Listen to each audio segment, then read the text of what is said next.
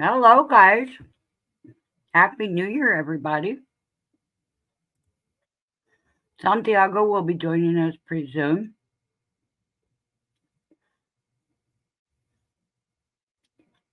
Who's all here? Say hi. I came on a little early just to kind of shoot the shit or whatever. Uh-oh. Better turn that one off.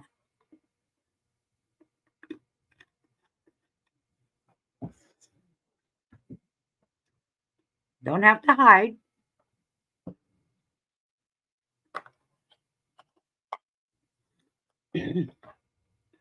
I have my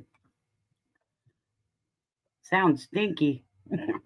I'm kind of eating checks, and I've got my neighbors are shooting fireworks off underneath the bridge to make the louder boom.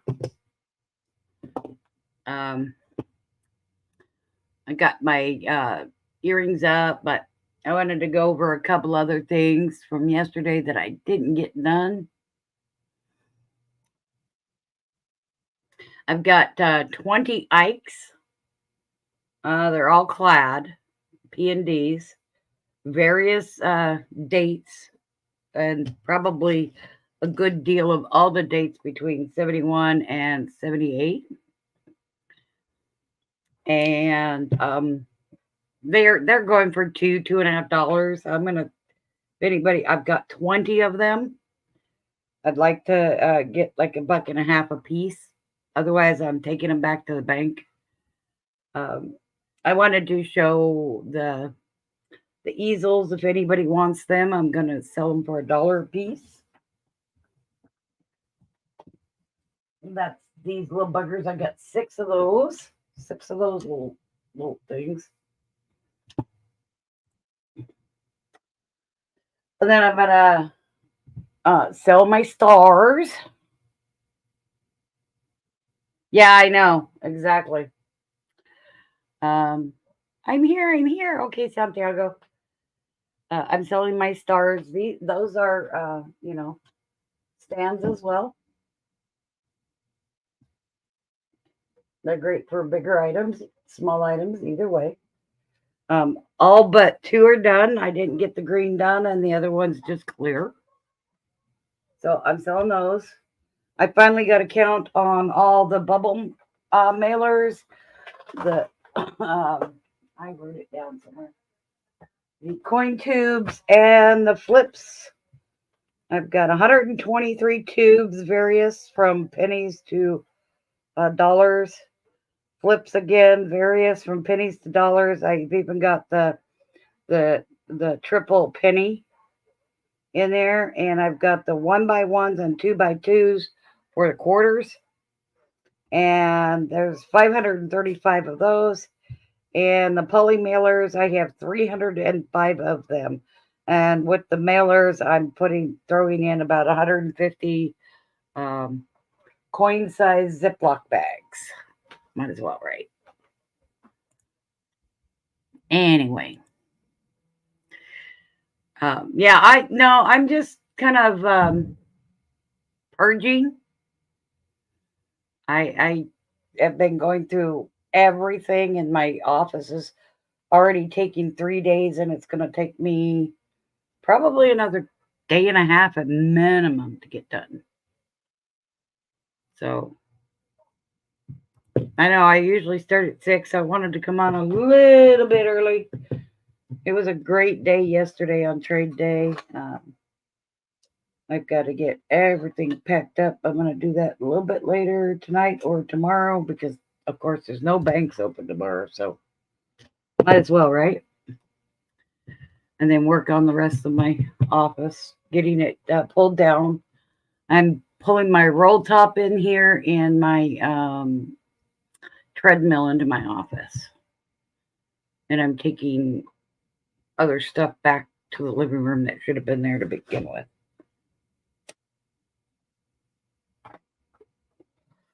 Anyway, everyday copper totity. Yeah, John's not going to be here until next Sunday. How are you? Amazing day yesterday, sir. Amazing day.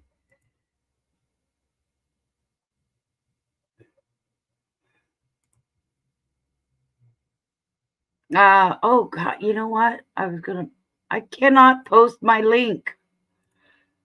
I am, yeah, YouTube really screwed shit up.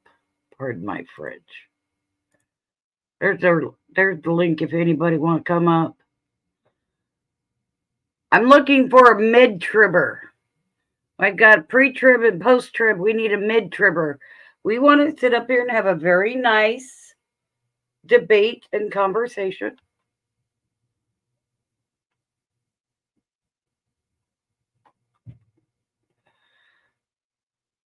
$11 people. Say hello, everybody. Happy New Year. Uh-oh. 2 people's left. No way.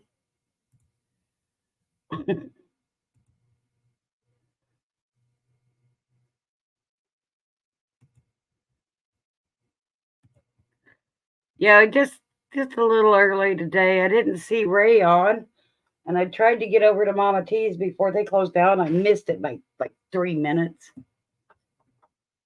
So mad at myself.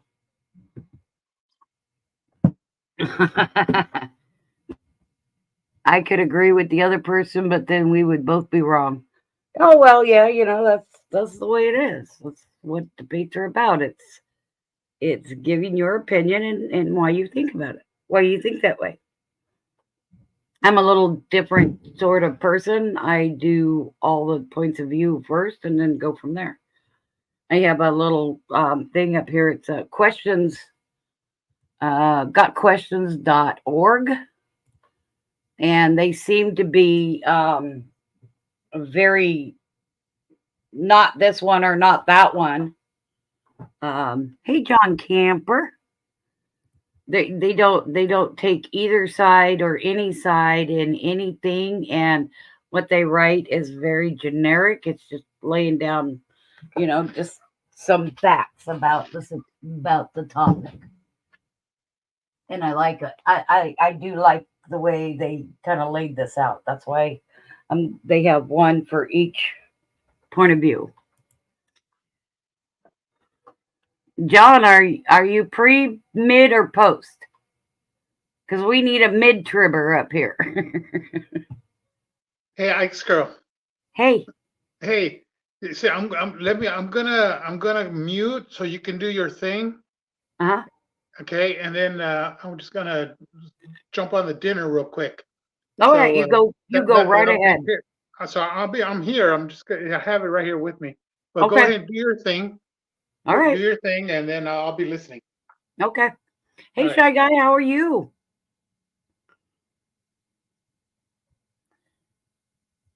Okay. He says, I'm not coming up, but I'm leaning mid. Okay. I'm going to put, I was just telling everybody I go to gotquestions.org. Very generic, very, just lay out what they see as facts, and they do the strengths and the weaknesses, the pros and the cons, and they do it for each one. I do need a mid-tribber up here. Happy New Year. And I'm sorry if you guys are hearing all the booms. My neighbors are really fanatics about fireworks. And every time they get one, they 3 times a year, at least. Yeah, I can do mid-trib. Oh, you can do mid-trib too? Yeah. Okay. That works. Yeah, we can do this. What I'm going to show from gotquestions.org is just, few paragraphs and what lays out. Hey, Kane. Happy New Year. Yeah, I'll take pre-trib and mid-trib. All right.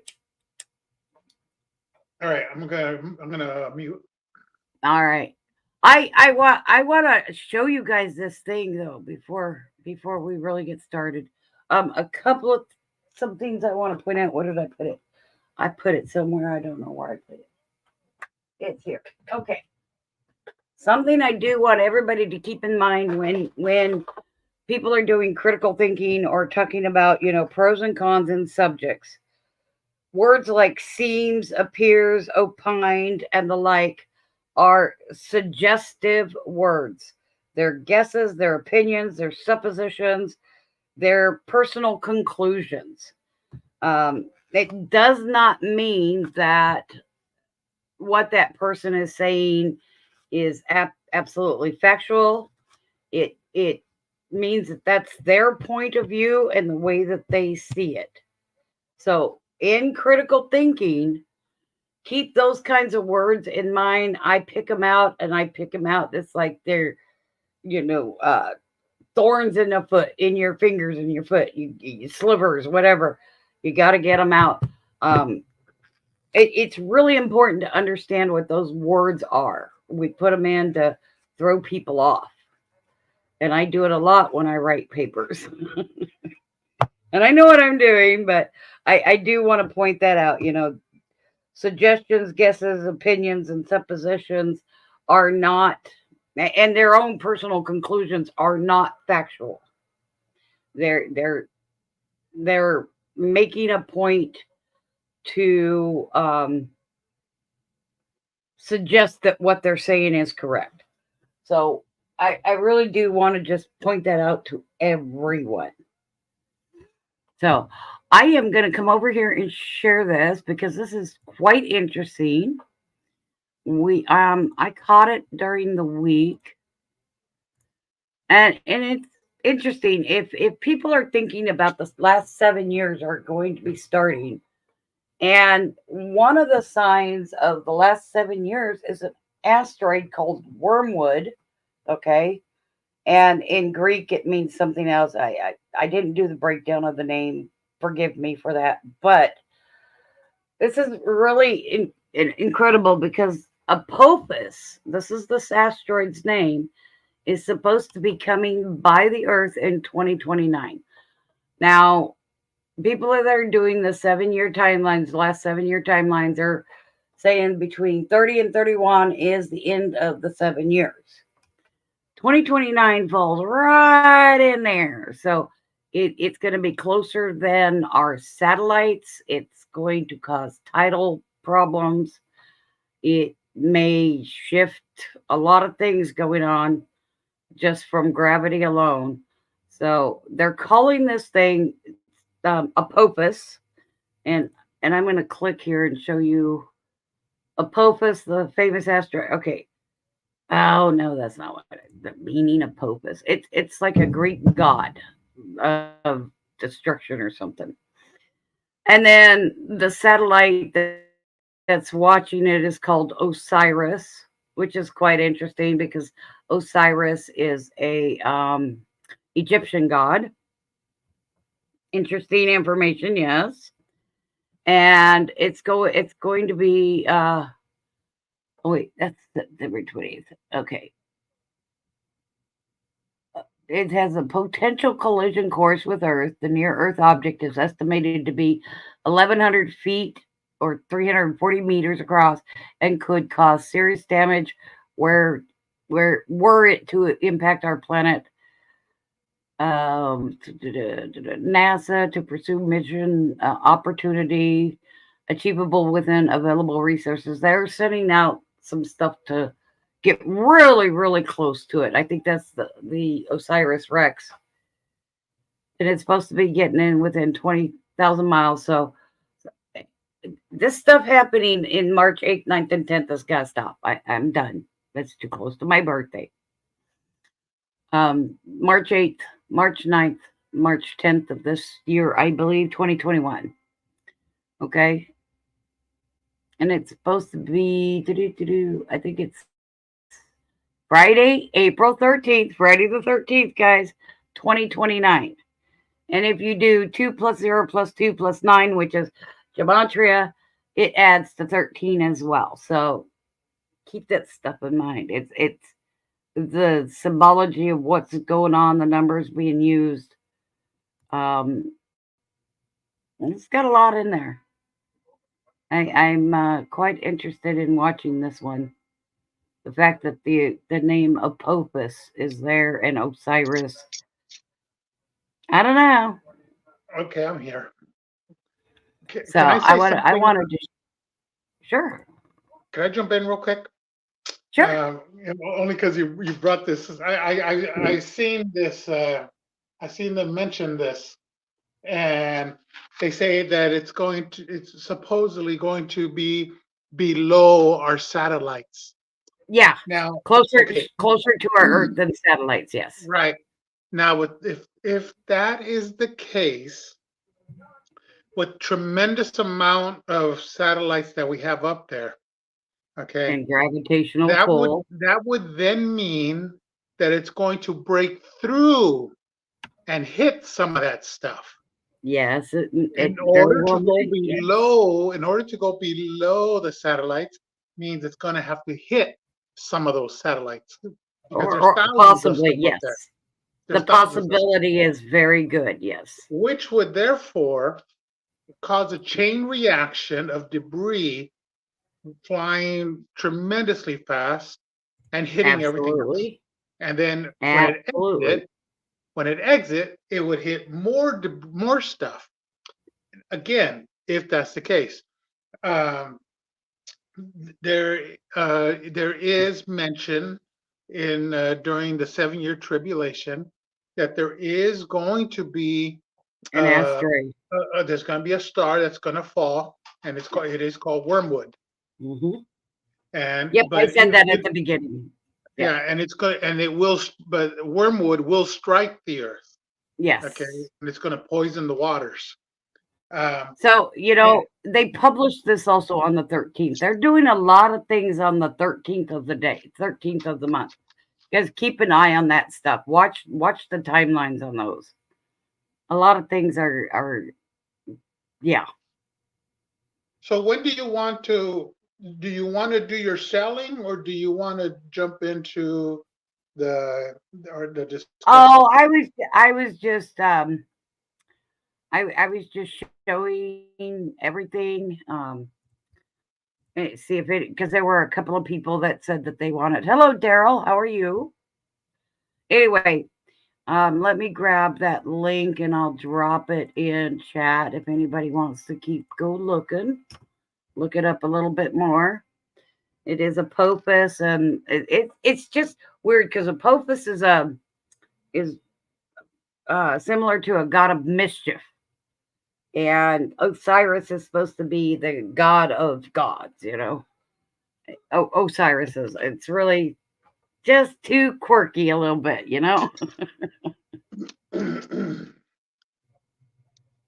And Friday the 13th is supposed to be passing by us on Friday the 13th. I know that's just superstition, but guys, really. How coincidental! Friday the 13th on Yeah. Friday the 13th. Yep. So, yeah. Well, you know why we call it Friday the 13th, right? Why is that?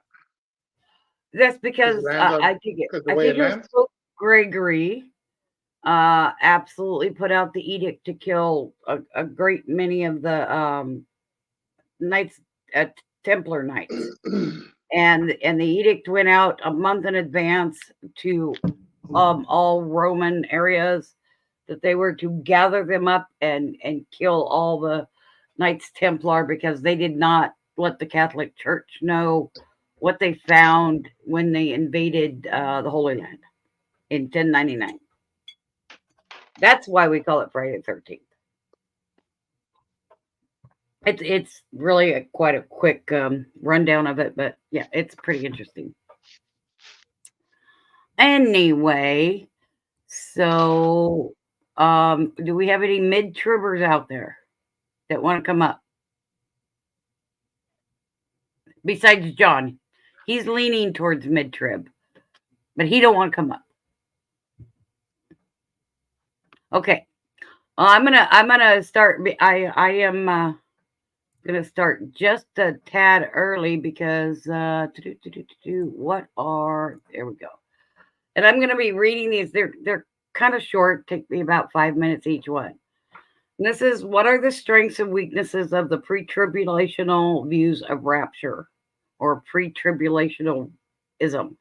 Now, we say pre-trib, mid-trib, post-trib. There's also pre-wrath, millennialism, and a couple others that just are, way out there, and I'm not going to touch on them. Although this site does have pre-wrath, I'm not going to go there. Excuse me. Okay, so in eschatology, and eschatology is the study of the last 7 years, it is important to remember that almost all Christians agree on these three things. There is coming a time of great tribulation, such as the world has never seen. That's number one, they agree on. The second thing that they agree on is after the tribulation, Christ will return to establish his kingdom on earth.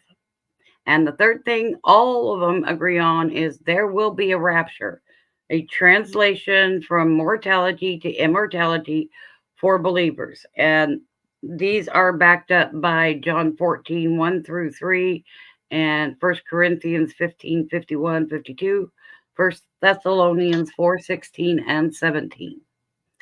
The question is, when does the rapture occur in the relation to the tribulation and the second coming of Christ?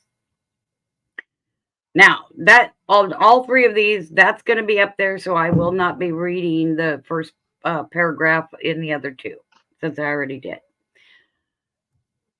Through the years, three main theories have emerged, and I guess I'm going to highlight it this way so it'll pop up there.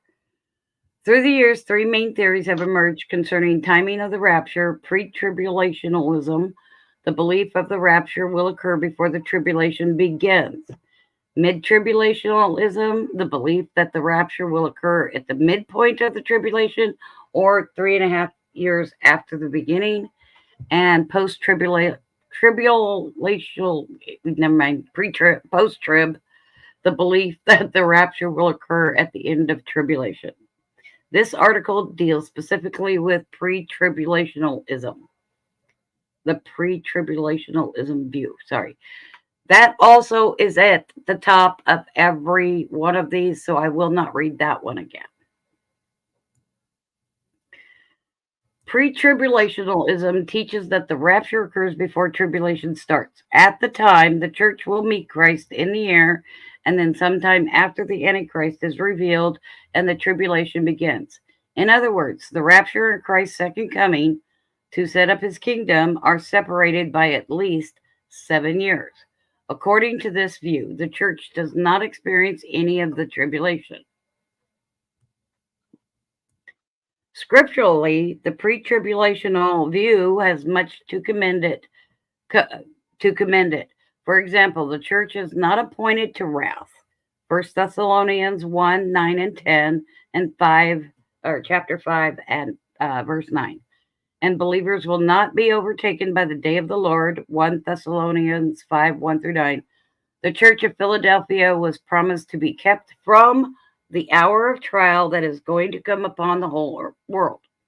Revelations 3:10. Note that the promise is not preservation through the trial, but deliverance from the hour. That is, from the time period of the trial. Pre-tribbers also find support. I'm just going to say pre-tribbers, guys. It's getting hard to say. Also find support in what is not found in Scripture.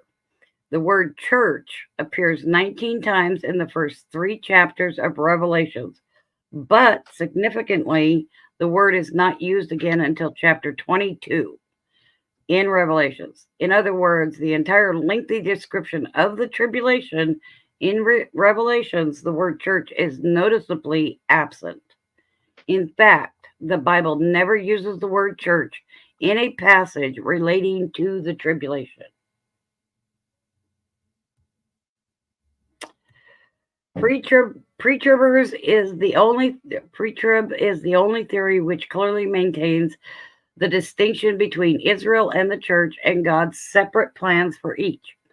The 77s of Daniel 9:24 are decreed upon Daniel's people, the Jews, and Daniel's holy city, Jerusalem. The prophecy makes it plain that the 70th week, the tribulation, is a time of purging and restoration for Israel and Jerusalem, not for the church. Sorry. Also, pre-trib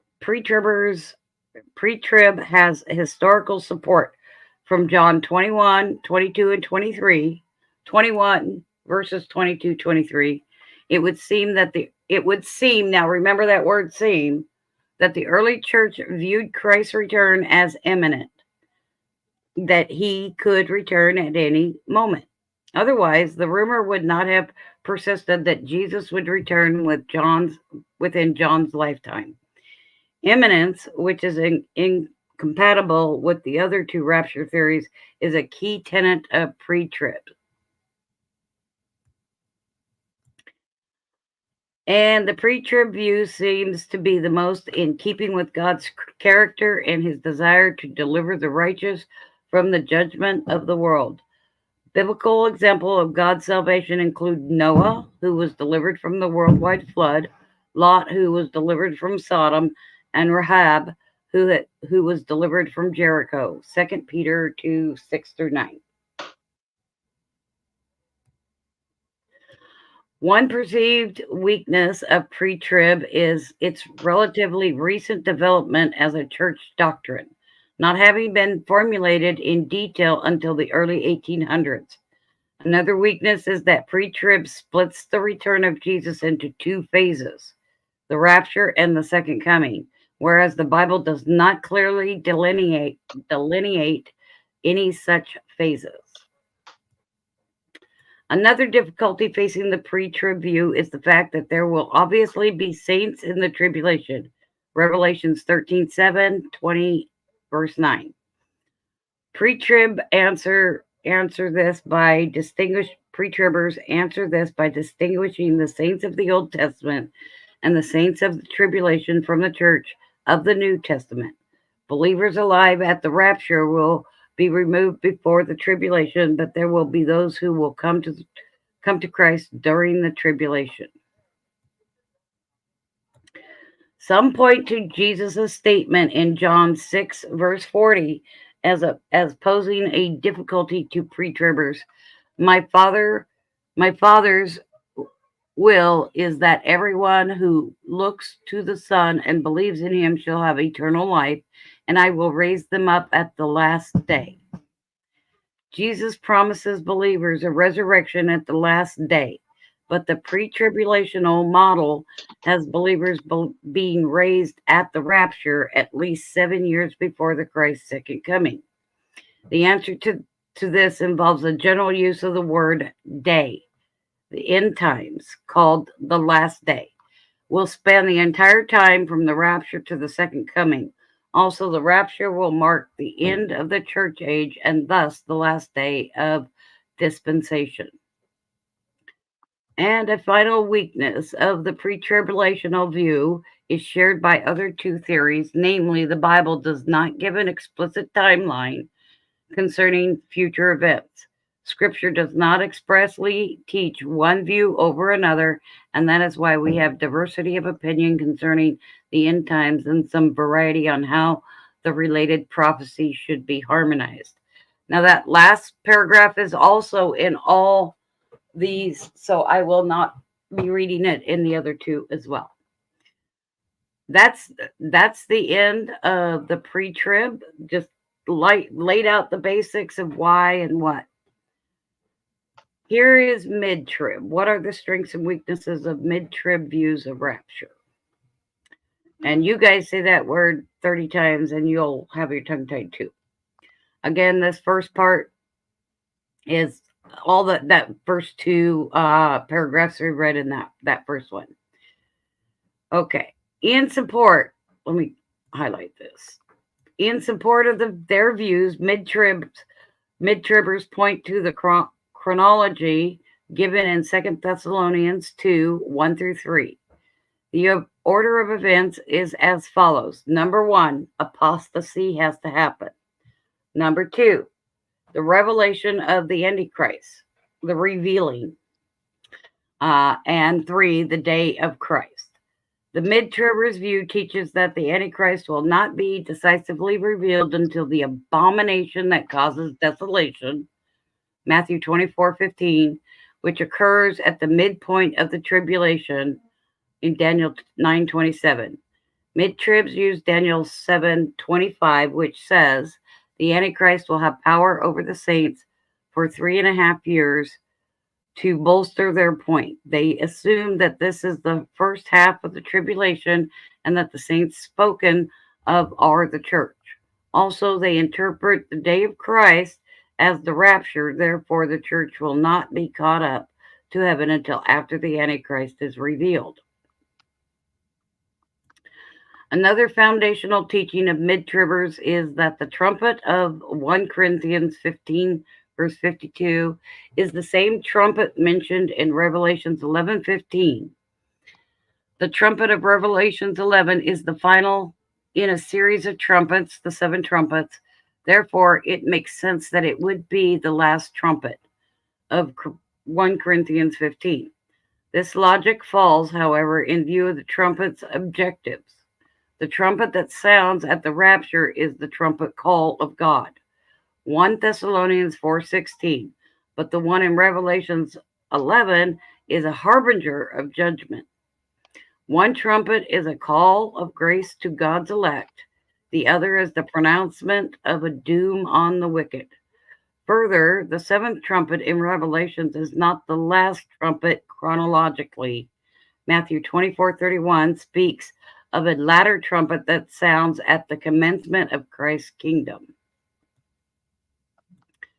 1 Thessalonians 5:9 says that the church has not been appointed to suffer wrath, but to receive salvation. This would seem to indicate that believers will not experience the tribulation. However, mid-tribbers interprets wrath as only referring to the second half of the tribulation, specifically the bowls judgment, the 7 bowls. Limiting the word in such a way seems unwarranted. However, surely the terrible judgments contained in the seals and the trumpets, including famine, poisoned rivers, a darkened moon, bloodshed, earthquakes, and torment, could also be considered the wrath of God. Mid-Trib places the rapture in Revelations 11 prior to the start of the Great Tribulation. There are 2 problems with this placement in the chronology of Revelations.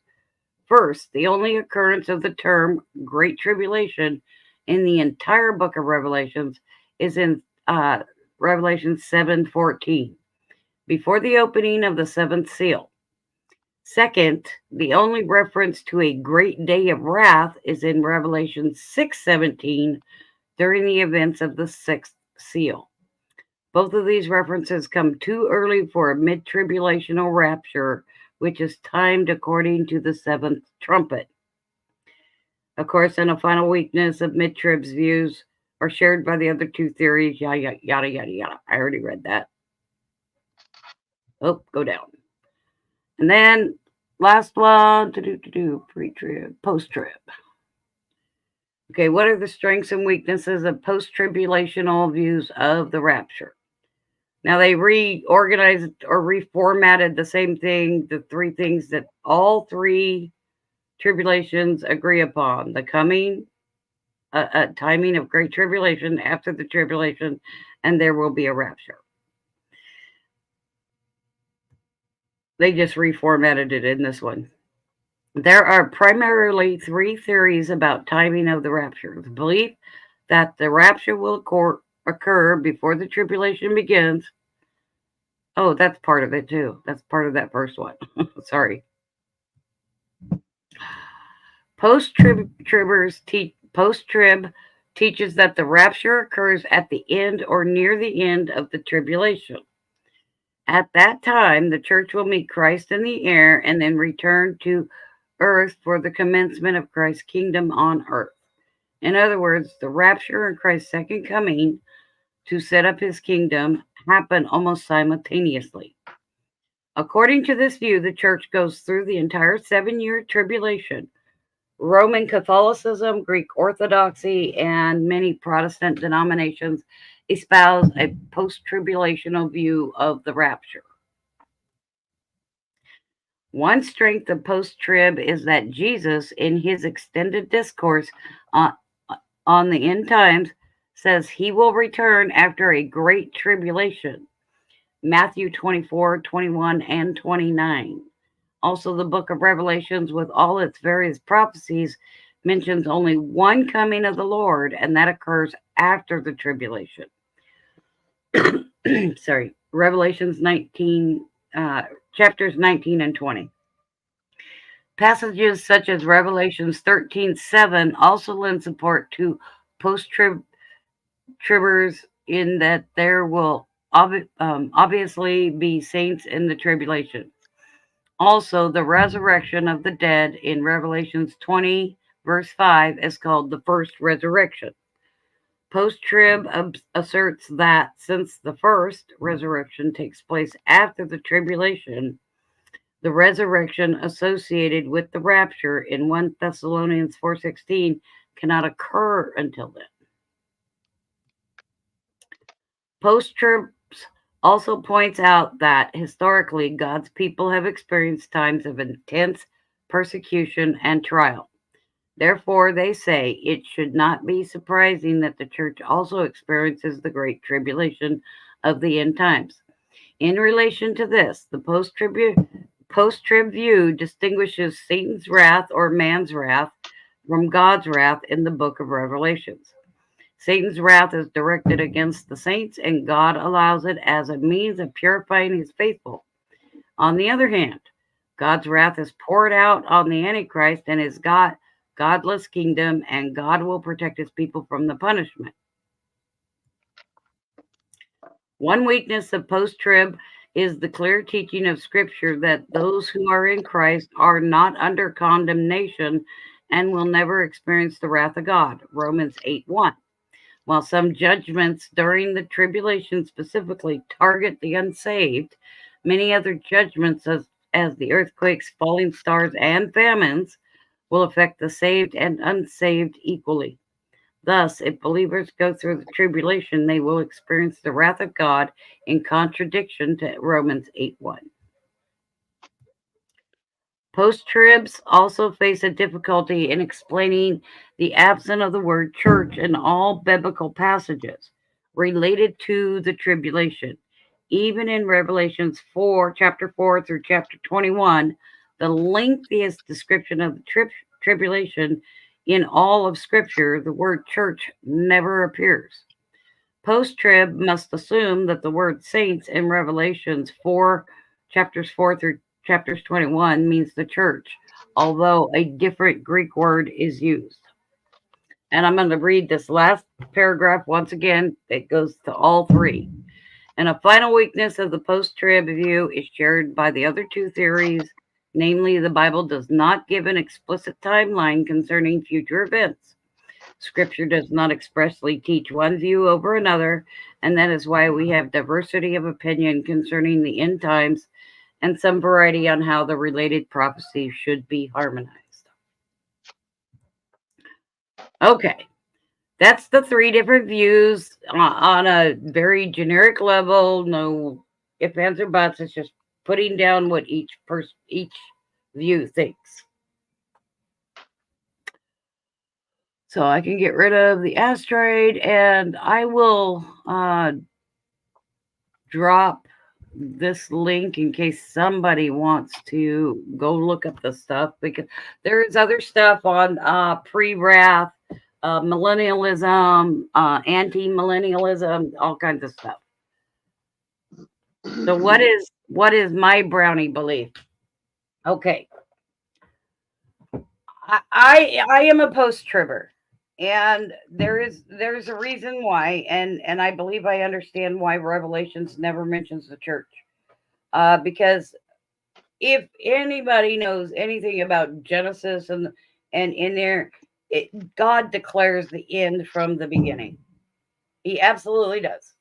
He doesn't need to state it again. He was only giving John hints about what was going to come, so we would know. In all of Daniel, Ezekiel, and all the prophets, they always say, watch for the signs. Why should they have to be repeating exactly the same thing that they've already said? So, and Revelations is very clear, very, very clear. Only the dead in Christ will arise at his coming when he descends in the clouds.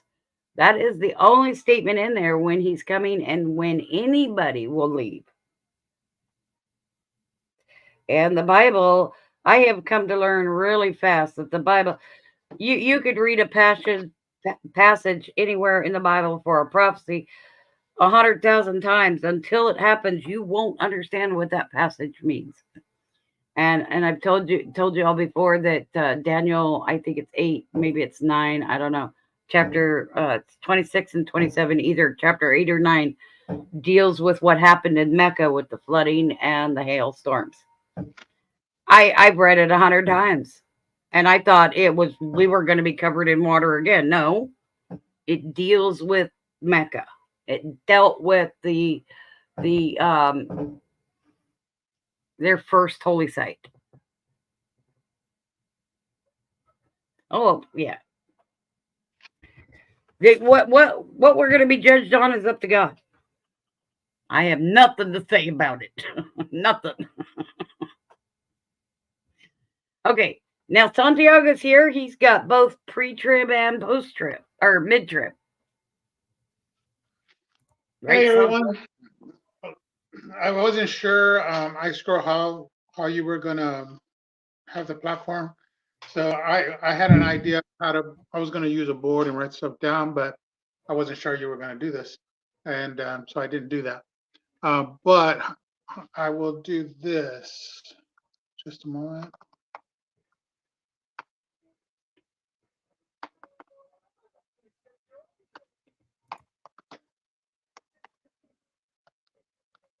Now, the article that you read, that was a pretty good article, I will admit. Yeah. But so what I would have to present, like I said, I don't have it with me, I don't have it on me, but the best thing I can do right now is to give my email. If anybody would like, as far as the information on, as far as the pre-trib, and basically like what you were saying, but I am a pre-tribber. I do believe that, like what Apostle Paul was the apostle to the Gentiles, and Peter was the apostle to the Jews. And Jesus himself said, that he came first to the Jews, and then he had Paul go to the Gentiles because the Jews rejected him. And but first of all, what I want to stress though to everyone is read your Bible. And I would recommend King James, and believe in your heart. Believe in your heart. Jesus is real. Jesus is real. Jesus died on the cross for me, for you, for everyone. Okay, and because all of us are born in sin. Okay, and it goes all the way back to Adam and Eve, but that's why Jesus died on the cross for us, because the wages of sin is death, and without any if we wouldn't have Jesus, we would all be condemned to death. And but Jesus was real. He died on the cross for each and every one of us. He shed his blood for us, okay, so that we could be saved. And I would ask that anyone and everyone take the time, and in your heart, from your heart, ask Jesus. If you're not saved, if you're not sure if you're saved, ask Jesus to save you. Okay, you can talk to him. You can think about him. You can feel him in your heart. He knows every thought, every feeling that we have. May I say something right here? Sure. I don't remember what verse it is, but it says you have to speak the words out loud. I'll look it up. Okay. Now, how would a mute person be able to do that? With their hands. But they're not speaking it out loud. See, I don't know, but that's what it says. Okay. Well, I'm saying believe in your heart, ask Jesus to save you, okay, and and anyone who believes in Him will be saved, okay, and it's so simple. It's so simple yet so hard for people to do, you know, and the Bible says, whosoever believeth in Him would not perish but have everlasting life. That's John 3:16. For God so loved the world, He sent His only begotten Son. So whoever believeth in Him would not perish but have everlasting life. And it's a matter of believing. And so I do believe that we are getting very close. I do believe we are in the end times.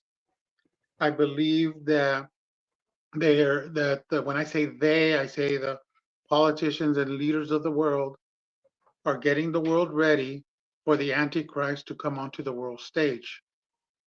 Okay, but before that happens, the church is taken away because it does. Apostle Paul in First Thessalonians, he does state that the Lord will come in. He'll be up in the clouds. He'll be up in the air, and he'll come with the trumpet of God and the voice of an archangel, and he's going to call out, come up hither, and the dead in Christ will rise first. Then those of us who are alive and remain will be transformed in the twinkling of an eye and be gathered up with them to meet the Lord in the air, and forever shall we be with the Lord. And it says, we'll be in the air. Now there is a confusion a lot of times with, for when He comes, His second coming, and this one He's in the air. The second one is after the tribulation. He touches the ground. He touches the Mount of Olives, and the Mount of Olives splits, and then begins the millennial reign, the 1,000-year reign. And those that died during the tribulation, that refuse to take the mark that's going to be forced upon everyone. It's a mark. It's the mark, the name, or the number of the beast. They are going to be beheaded for not doing it. And those are referred to as the tribulation saints. Okay. Now, as far as as far as pre-trib, yes, I do believe in pre-trib. Again, yes, we're not appointed God's wrath. There's two parts to the tribulation, and when the church leaves, every year, I'll tell you, every year it's going to get worse. Things are going to get worse and worse and worse. Don't ever expect it to get better. Things are going the way they're supposed to go. Okay, and there was going to be a point in time where the people are going to disappear. There's going to be a tremendous world chaos, and a leader is going to rise up, and he's going to have the answers for everything. Where have you been the last 2 Sundays? Or have I been the last 2 Sundays? Yeah, I've been talking about who it is. Well, now we don't. Now the Bible states that the wicked one isn't going to be revealed until the restrainer is taken away, and the belief is that the restrainer is the church, and the church is the believers, because as long as the believers are in the world, Christ is in the world. Okay, and we're the light of the world, the salt of the earth. We always end up when the devil wants to do stuff, or people want to do stuff, we're always the ones that are going to question it, and like, hey, wait a minute, we're always in the way. But you get the church out of the way, and the church is also referred to as the bride. Okay, and Jesus is the groom, and He comes to take the bride away. There's no way that you would, if you're gonna be married, that you would allow your bride to go through so much suffering before you marry her. And you would take her you would prevent her from suffering so much. Okay, and knowing that was coming, you snatch her away, you keep her from that. Well, we're the bride. The church is the bride, and we're going to be kept from the tribulation. Now, when the church is taken away, okay, the God's attention. We're currently in the church age, what's called as the church age. But once that stops, once we are gone, God's focus is now on the Jew, because the Jews are going to eventually come to the realization that Jesus was the Messiah. Okay, but the first 3.5 years, there's going to be a world leader and there's going to be a false prophet.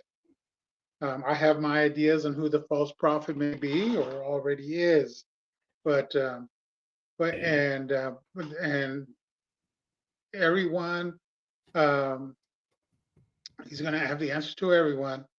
And then after the three, and he's going to be killed. This world leader will be killed at the 3.5 years. He's It going to says receive a head wound. It doesn't say killed. It says a head wound. He's going to receive a mortal wound, and then he's going to come back to life, and people are going to marvel that he came. That he's back to life, and his right arm. He's going to lose the use of the right arm and the right eye, and when he comes back to life, it's going to be that the devil has entered the body. Okay. Now this then comes the second half of the tribulation, which is referred to as the Great Tribulation. And during the Great Tribulation, the world is going to go through a tremendous amount of cataclysmic events, and I recommend, if you haven't read the Book of Revelations, it'd be a good idea to read it, because people that are left behind are going to look for answers, and you don't want to. Nobody wants to be here when it happens. I'm not planning on being here when it happens. I'm planning on going when the trumpet blows. When the trumpet blows and we're called out of this world. But it is going to happen. There's going to be a tremendous loss of life worldwide. The devil is going to be cast out of the third heaven and the second heaven, and he's going to be down here on earth, and he's going to have a tremendous amount of wrath. And it says that he's going to make war with the saints, and he's going to defeat them. And the Jews Israel is basically going to be defeated, but the temple, they're going to have their third temple, and the Jewish people are going to believe that this world leader is the Messiah until he walks into the third temple and he declares himself God, and that's when they're going to realize they made a mistake, and the scripture says that they're told to flee. So, are you aware what's going on in the world? There's the last when see, I don't like the news, per se. A lot of it is twisted. The last, and I'll admit, the last that I was keeping track of was when Israel was attacked, and then they went into Gaza. Do you know that October 7th was almost to the day 1,335 days from the edict of Pope Francis of taking away the Eucharist? I have my opinions as far as the popes are concerned, and but I believe that, for example, the attack on Israel that was done, I kind of feel that Israel allowed themselves to be attacked because Israel, their security system is like one of the best, if not the best, in the world, and they're able to see one person that even gets close to the fence and can wipe them out just like that.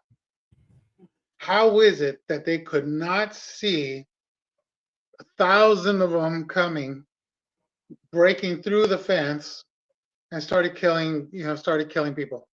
They didn't And actually so I send the had, missiles over until after they did the ground invasion, yeah, well, the ground invasion is what I'm referring to. That which I, is I a have a hard time believing that Israel didn't know that was happening. Yom Kippur duplicate from a Jubilee from 50 years ago. See, the governments of the governments of the world Oh yeah, are they're playing big they're time. all on the same side. I've said it for years. They're all a bunch of devil worshippers. I'm gonna show you some stuff that'll probably blow you away if you don't already know it. Then I've been talking about it for 2 weeks, and I just kind of John Camper could probably tell you I've been all over the place because I'm just extremely been doing a lot of research on it, and it's just a lot of stuff. So I do want to show you guys a picture, and I want you guys to look for it on if how does anybody have a Samsung here? Anybody have a Samsung phone?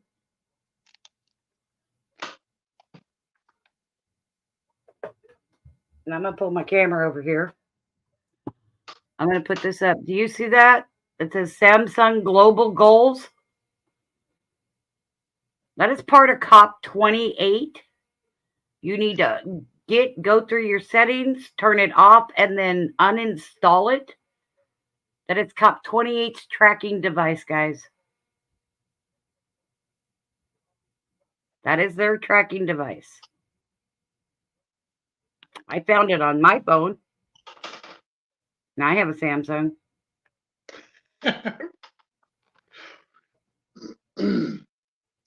Now, I bought a bar yesterday from Cash Money.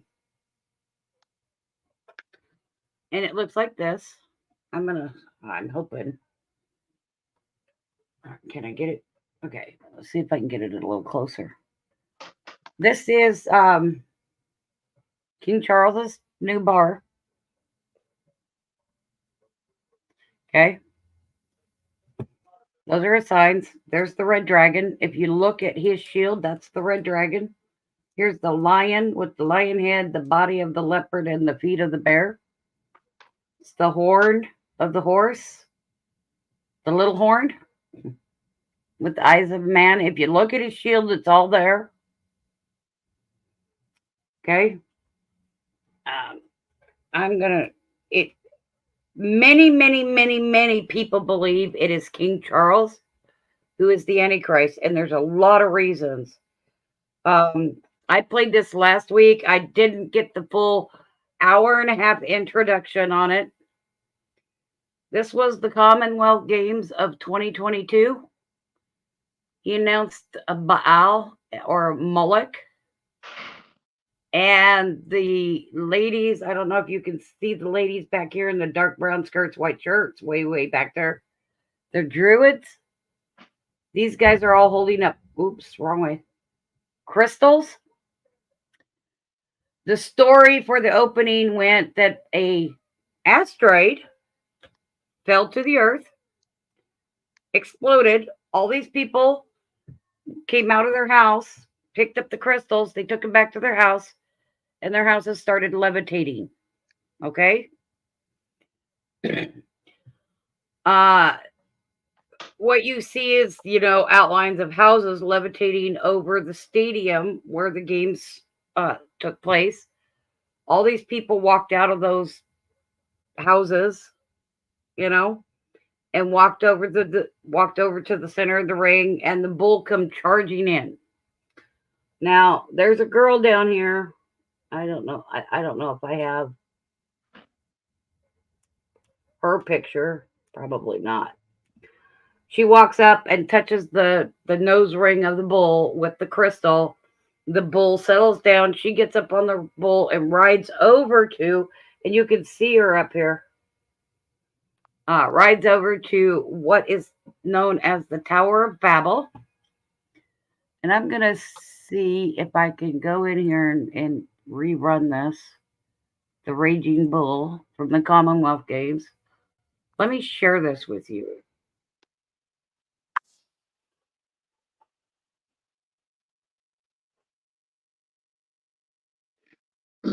See, you see more and more of that stuff.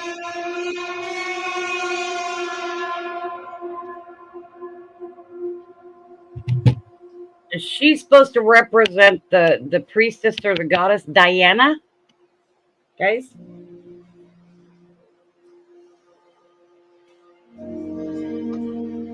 You know, without people realizing it, they're basically desensitizing everyone. Well, or getting them used to it, yeah. Getting them used to seeing that They stuff. they do the same. They do the same thing with the Super Bowl halftime shows. There is so much. You just have no idea. It's all demonic. I'm gonna fill you in on a couple of things since you weren't here. Actually, I only got like a minute and a half of this. There's the Druids.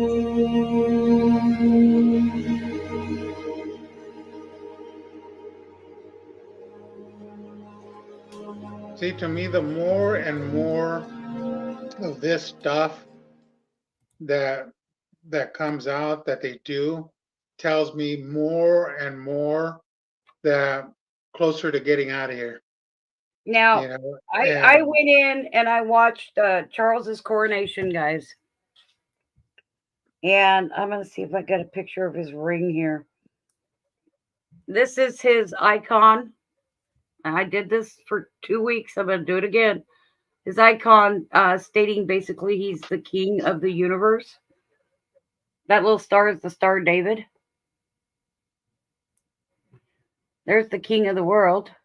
His terracotta. There's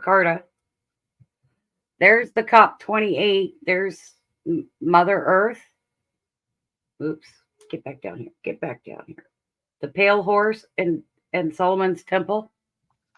Did you see that speech that he made a few years ago where he says that basically what they need is a worldwide campaign? They are doing it. They just signed a 7-year covenant. With one person, you know, running it. They just did it. He's heading it all up. They just signed a 7-year covenant on December 13th.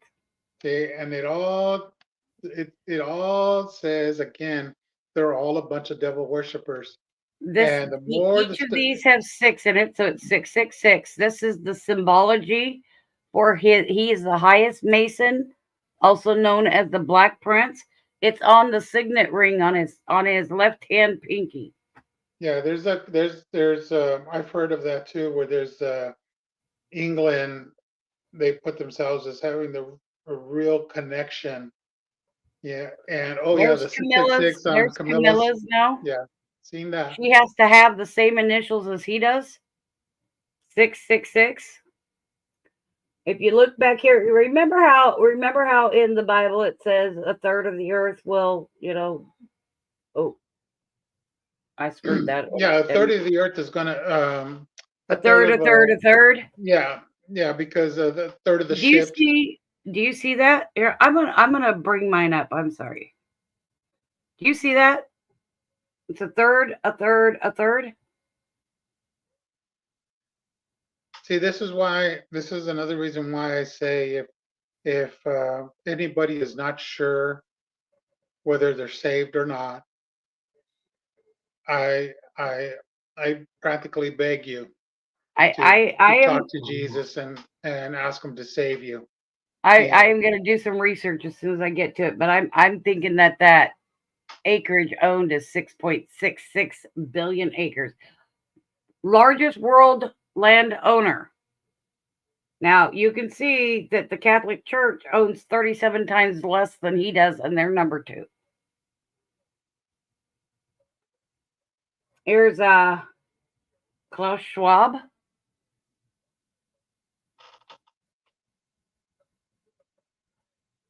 We've got the eight star or the Raw star, and the bull again, Moloch or Baal.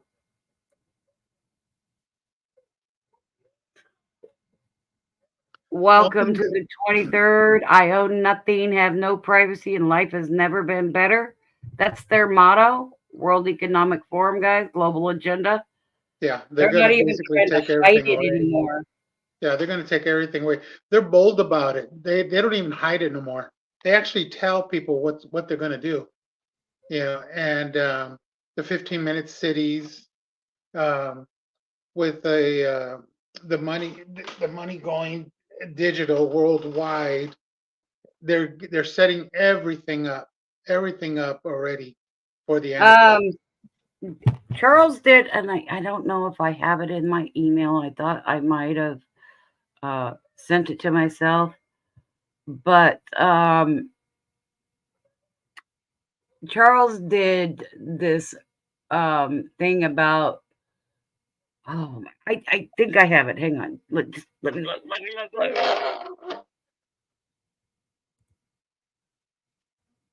Oh no, no. That's not it. That's the one telling everybody about. You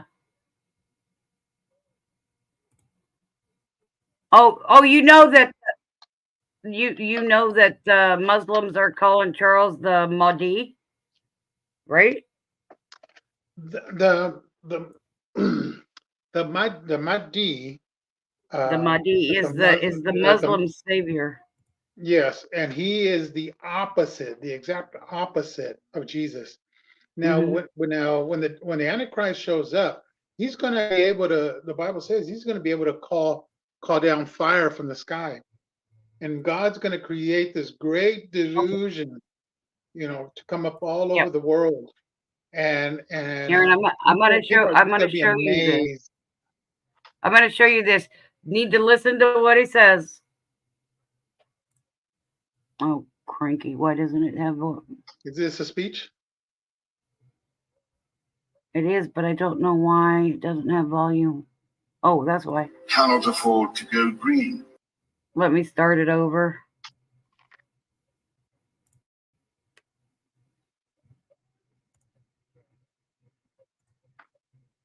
Billions of dollars. We also know that countries, many of whom are burdened by growing levels of debt, simply cannot afford to go green. Here we need a vast military-style campaign to marshal the strength of the global private sector. We need a vast military-style campaign. Now, does anybody besides me think that all of these people coming through the southern border is that military campaign? To marshal, and let me replay it so that you know I'm not making this up, okay? Let me just replay it. Listen to the last part of this.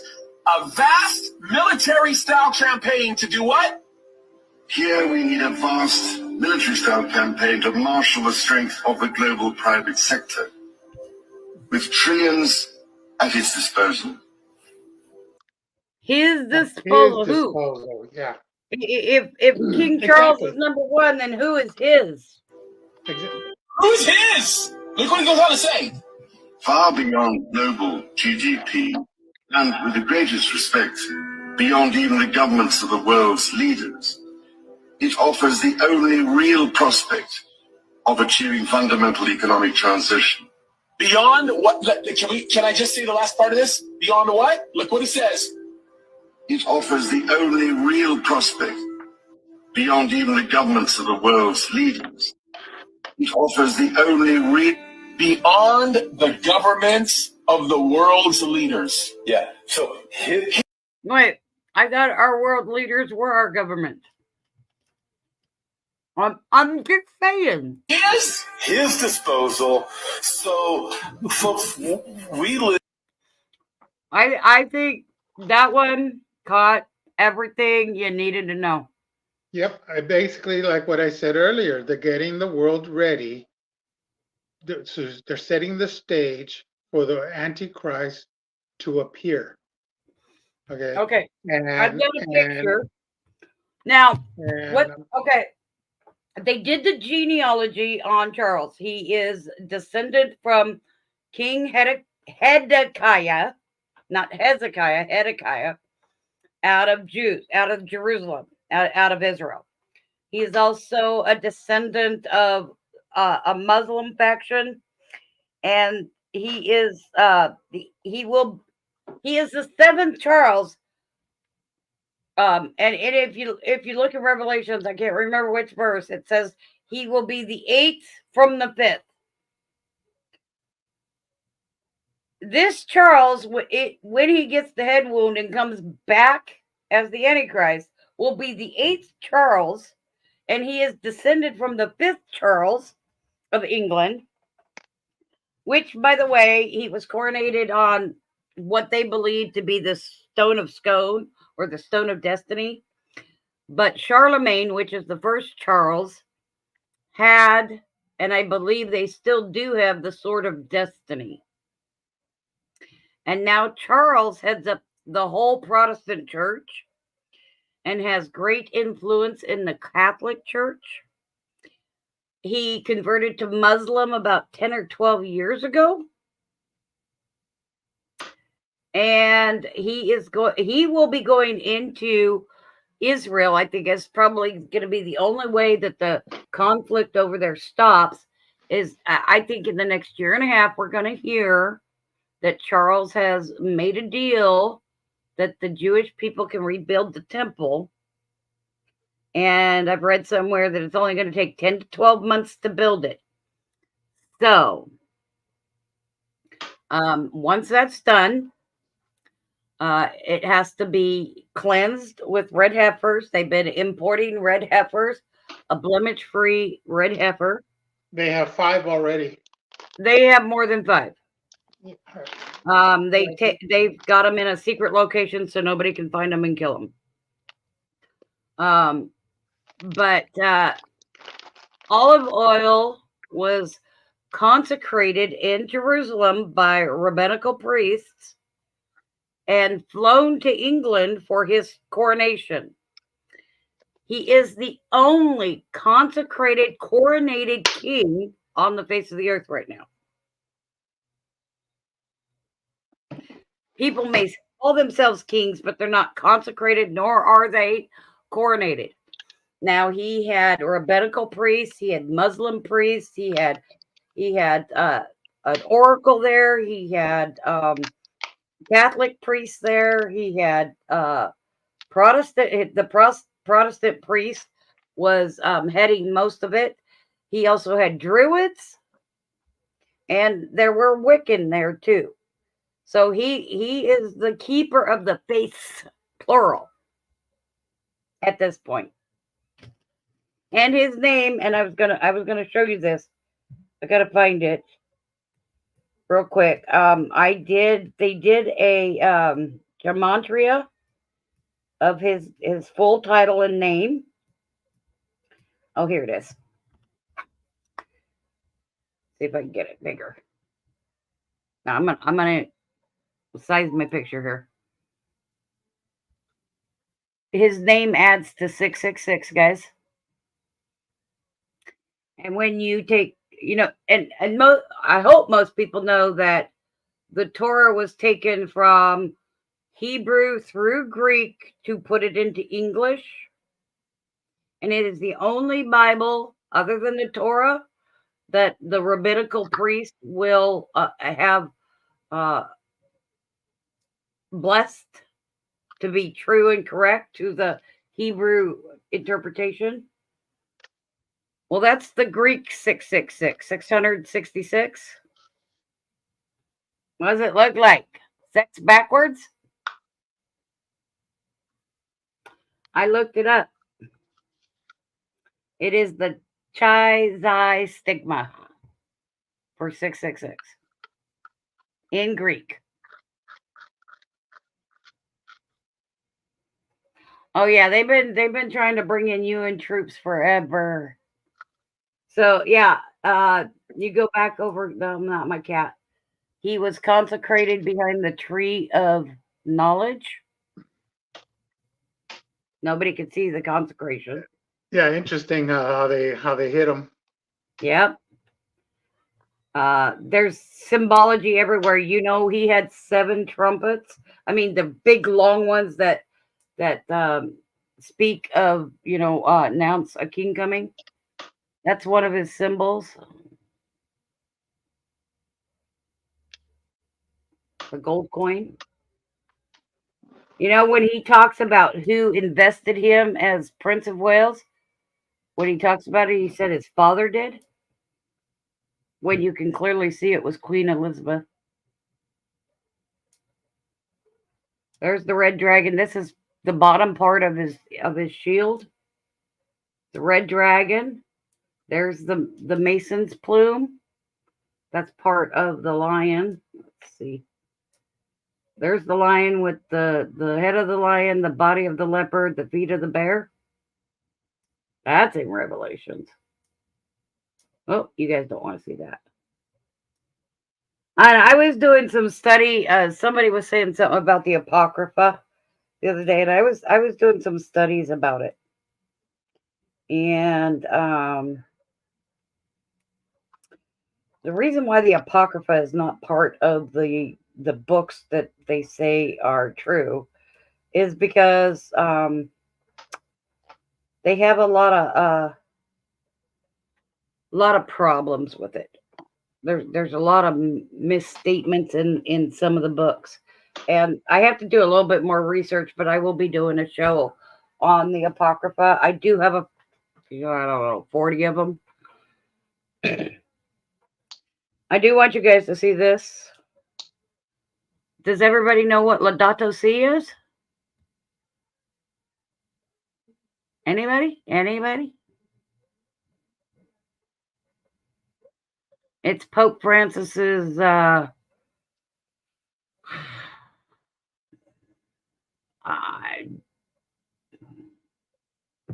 edict for the economy and how to take everybody's land. How to take everybody's property, real property. Once again, the 40 cities in the United States that are going to go to 15-minute cities. Yeah, oh yeah, those are coming. There's people that just don't believe that whatsoever. That's part of the COP28. Do you know that Charles was born exactly 6 months after Israel got back their land? I mean, to the day. May 14th, November 14th. And Mary found out that she was going to have Christ exactly 6 months to the day that Elizabeth was pregnant. She found out Elizabeth was 6 months pregnant. There's a lot going on, guys. A lot of stuff that nobody gets to see. And it's just passing everybody by. You know? I am actually quite excited. Why? Because since the last 7 years are here. I get to see my Lord and my God. So are you excited, according to what you were saying earlier, are you excited to go through the 7 years of tribulation and suffering and all that? Sure, why not? I have no fear. I know I know I will be protected. Well, I wish you the best of luck because I'm not planning on being here for that. I don't believe that anybody will be leaving. I've done a lot of study and a lot of eschatology, and I'm just an amateur still. But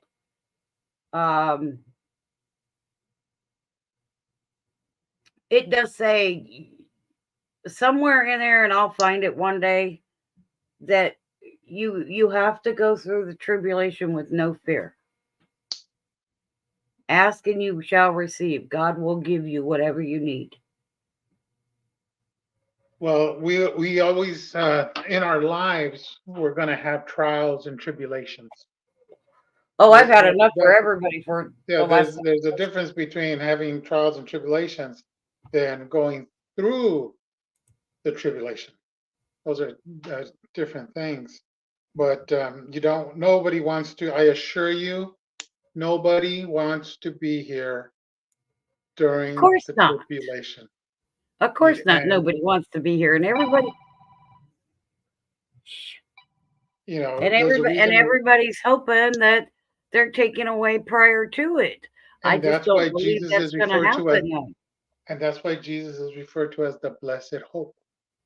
I just don't honestly believe that's going to happen, because as much stuff as we've done to disobey God, whether we believe we have or not, just like a parent, we have to be punished.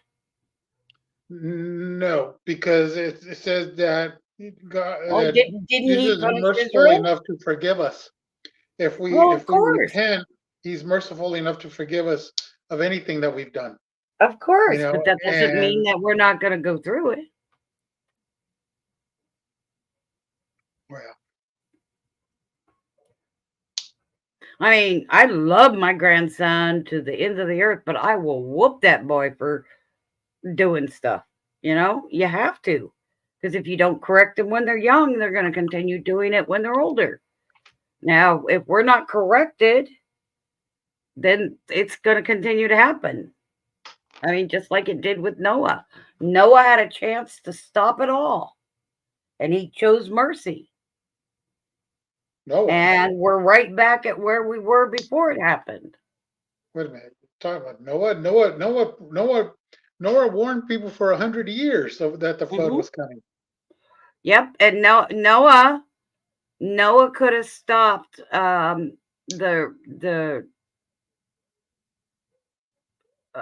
be fruitful and multiply. He could have said, no, we're not going to have children. When we die, we die. That's the end of it. Just like in the movie, he had that choice. Noah was obedient to God. And God gave him choices. You got to read the story real close. He gave him choices. Noah chose mercy. Just like with Lot. He told Lot, if you can find 100 people. And Lot kept bargaining, 90, 80, 70, 60. Yeah, even actually, God didn't tell him if he could find it. Lot asked God. Yeah, if he was could to find so many people, would he spare Sodom and Gomorrah, or one of them? And God said, sure, find them for me. And there wasn't any. But there weren't any. But he gave that choice to Lot. Just like he gave the choice to Adam and Eve. And to stay away from the tree. They chose And wrong. Lot Free was will is a obedient to killer, God. isn't it? That's why he didn't stay there. Yep. And then his wife turned into a pillar of salt. Because she turned back. Because she did not obey. Yes. She did not obey. She looked back. Okay. Do you think we've obeyed God all this time? That is why everyone needs to come to repentance. I think we all need to be grounded. And trust in God. Ask Jesus to save you, so that you don't have to go through all that, because he loves you that much that he'll keep you from it. I guess realist, it comes to mind. I mean, if you think about it, it's just a parent, guys. Just a parent. And he's telling you, we have screwed things up royally. Hey, seriously. By what? The 1500s, church was on Sunday. The first day of the week. Now, as far as parents, yes, there's, the parents that love their children are going to want to keep them from suffering. Whereas you have other parents that will just abuse them. See, Jesus doesn't want you to be abused. He loves you that much that he wants you to keep you. Yeah, but he does not say do not discipline. He says discipline that child, but he doesn't say beat the hell out of them. Well, the tribulation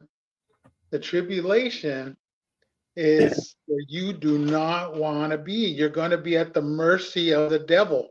I think the tribulation is going to be what we make it, because if now you got to think about it. You know it's going to be a Muslim world, don't you? Oh yes, oh yeah, absolutely. Because what that scripture says is those dead in Christ. And if you go on and you read the story around it, it does say those persecuted for following Christ are the ones going to be risen. You got to read the whole story, not just the passage. So, what you make of it, the way Charles is doing it, he's so soft spoken, and it to the front that he puts onto the world is so soft spoken. I'm not going to do any damage, blah blah blah. But behind the scenes, he's giving commands. You do this, you do this, you do this. I think he's the puppet master. I think he's the one pulling all the strings. You got to go back and watch some of his speeches he's done. He did one about Ramadan, which is a Muslim holiday. He takes pity on the Philistines right now. Let me Palestine. Sorry, the new word is Palestine. Let me respond to John Camper real quick. Hey, John Camper, you just reminded me of a friend of mine that was in the service, and when he was in Fallujah, he went in as a medic, and he came to the realization that it was better to believe and be wrong than not to believe and be wrong. Yeah. And he said that was a major step for him. What did Jesus tell his disciples though? The man in the field, drop your hoe and go to the mountains. The man on the rooftop, do not go down and get your stuff. Just go to the mountains. That's when the Antichrist walks into the temple. That's because God will provide. And he declares himself God, and he warns them to flee. I believe honestly that's going to happen.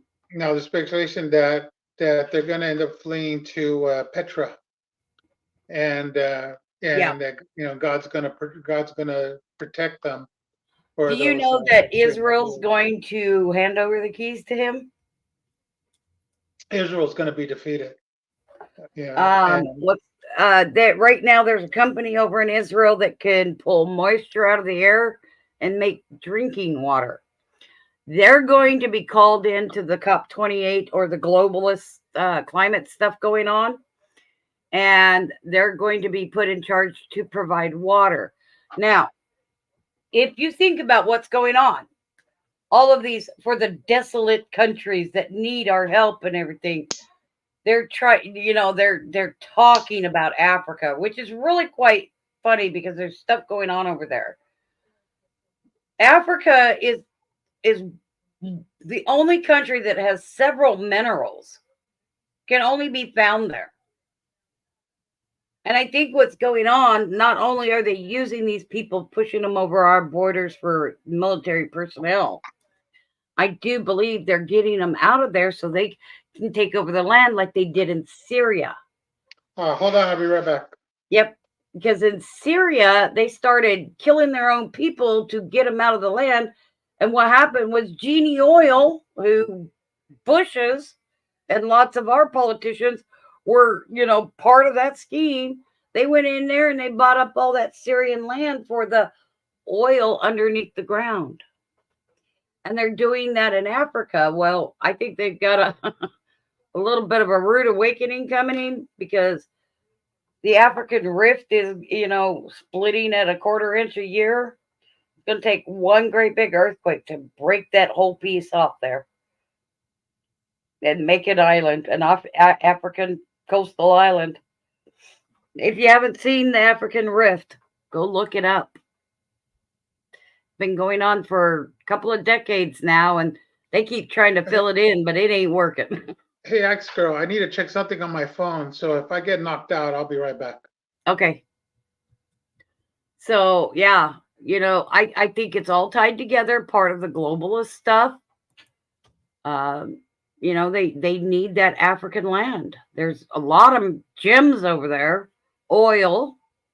There's a mineral over there, and I can't remember what they called it, but it it it's what they use in computer chips, and they use it because it does not get hot, and it's the only place they can find it is in Africa. And they come in like small or large stones or very tiny boulders, All a right. couple pounds a piece. All right. I'm But back. yeah, they want all that stuff, and that's exactly what's going to happen. They're going to do land grabs. That's what all the fires in California is about. They want to see what the resources are there. Fires in Canada, they're checking on the resources. All over the globe, they're doing this. The fires, they're causing the shift in the weather. They're causing the disruption in our ecological systems.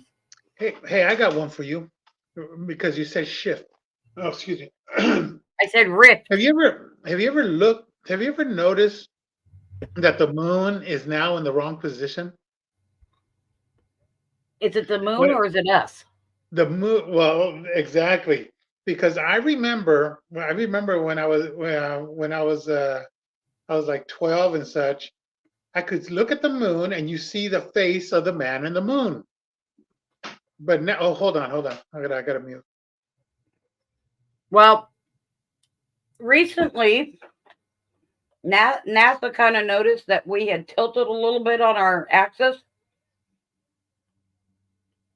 which is why, Mecca got poured on. The monsoon. I'm assuming the monsoon went down there. Why they're having small, localized tsunamis in Southern California. The African Rift is a good one.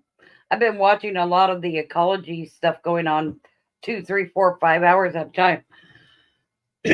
Even when I'm doing something, I've got it going on in my ears. There's a lot of stuff going on in the world that has been, I don't know, All right, I'm back. Sorry about probably, that, everybody. aggravated because of what they're doing. How many people remember that hurricane in Texas about, I don't know, 10 years ago, maybe? It flooded Texas, something severe. They had seeded the clouds 2 days prior to it starting to rain there. I I'm saw gonna the give you. invoice. I'll give you one that's totally off track, off topic, but and I'm granted there's going to be people that are not going to believe what I'm going to say. That's all Okay. right. They don't believe a lot of what I'm saying right now. Yeah. All right. Here it comes. The NFL is fake. Oh, I'm sure it is. Okay. It's all fake. And when you're watching the basketball, it's fake. Okay. Baseball, it's all fake. The best way to compare it is the WWE. no, you know that's real. Oh no, yeah, all right. Yeah, you know that's real. No, the best way to compare that is the Colosseum with the Romans. The way that when they would have the gladiators and all that, okay, you entertain the people, and the Romans would have all these games at the Colosseum, and they would feed the people, and it's a distraction to keep them from knowing what's really going on, and that's what all these games are. It's a complete distraction, and it also divides people. It puts people against other people, but it's the same as during the Romans when during the Colosseum games, and it's just basically the modern version. So when you're watching, like for example, the NFL, you're just watching the modern day gladiators, Yeah, fighting on the exactly. field. And there's been NFL players that have admitted that the games are scripted. The players are already told what to do. If you go to YouTube and you look up videos about the NFL being fake, and you'll come across videos that will show you reasons why. Like one of them, I believe it was I think it's the Falcons, where the player's he's trying to go off the field, and the ball is stuck to his glove. His hand is wide open, but the ball is stuck to his glove, and he's shaking his hand. He's shaking his hand, trying to get the ball to come off, and it won't come off. And then two more players come up to him, trying to help him to get the ball off, and the ball will not come off his glove. And so there's been speculations that they use magnets in the gloves and the ball. That's why they can do these real great one-handed catches. There's another one where the quarterback throws a long pass, and the receiver he's in good position to catch it, because the guy chasing him, it doesn't seem like he's going to get him. Well, there's another player coming from the side who's got an opportunity to get there, and the referee is running backwards, and he turns around and he sees the player coming, and he actually moves into the path of the guy coming to, for the ball, and he deliberately runs into him, while watching him the whole time. And there's plenty of things to show that yeah, it is in fact fake. My first suspicion on it was during Hurricane Katrina. Okay, when it hit New Orleans, New Orleans, and the team that won the Super Bowl next year was the Saints, and that's what made me suspicious the first time. I was like, wait a minute, because they needed the money to come back. And it wasn't until I came to Seattle. I came to Seattle in 2014 that Why in the hell would you do that? Seattle was on the verge of winning a Super Bowl, and their player Marshawn Lynch was stepping on the toes of the NFL commissioner. I was constantly getting fined, and they would have won. They would have won because they were on the 1 yard line. If they would have gave Lynch the ball, he would have ran in. They would have won. And either you run up the middle or you do a slant. And but instead, they passed. They did a pass and they lost. Okay. Oh, wow. And then afterwards, the NFL commissioner decided not to fine Lynch for a cap that he had been wearing that had a certain logo on it. Basically out of the goodness of his heart, he wasn't going to fine him for that when he was already fined for a bunch of other stuff. Talk about petty. But if they would have gave the ball to Lynch, he would have been the hero. He would have been the savior, the poster child. And the NFL is basically one company. All the teams underneath it are part of the same company, so it doesn't matter who you go for. The NFL. I got a question. I got a football question for you. What? How many of you are old enough to remember Wrong Way Elway? I've heard of the term. Denver Broncos quarterback. How could he possibly throw it the wrong way in some of the most important games if it wasn't fixed? Yeah, it's all. I'm sorry, I'm going to throw it to the other team's end zone. It's a total scam, everyone. I'm sorry to tell you, but it really is. I stopped watching it after that. I'm going to tell you what. I no longer. I used to love watching football. I was a Steelers fan. Dude, I did too. I was a Seahawks fan from hell. Yeah, but you know what? I no longer follow it. Once I realized it, once you see it, once you start to see it, you see it. Well, after they came out with the CT stuff, the brain damage that they were doing and stuff like that, it's like these guys are running into each other like a car on purpose. I mean, it run along that thing and jumping out of a perfectly good airplane. What the And hell for? and the other thing was when they were when the national anthem was being played, and they would kneel or they would stay inside, they wouldn't come out, and then people just started not going to the games, not buying the merchandise. And then what happens after that? Oh, we're going to honor our veterans. And they bring out this giant flag, up on the field, and Wow. it was funny because people suddenly forgot what they did the year before, where they were totally dishonoring the veterans, dishonoring the flag, Yeah. Well, and it's amazing how quick people forget, again, we're in the times of good is bad and bad is good, and it's it's bitter is it's sweet and sweet is all bitter. it's all an illusion, it's Yeah. just one big illusion. But anyway, that's my say The on that. dumbing down of America for you. Thank you very much. That's my saying on that. Well, anyway, I know John Camper said that the presentation was good. Does anybody else feel that? And does anybody have any requests for stuff to be looked over? And I'm getting better, guys. I'm just so much stuff going on.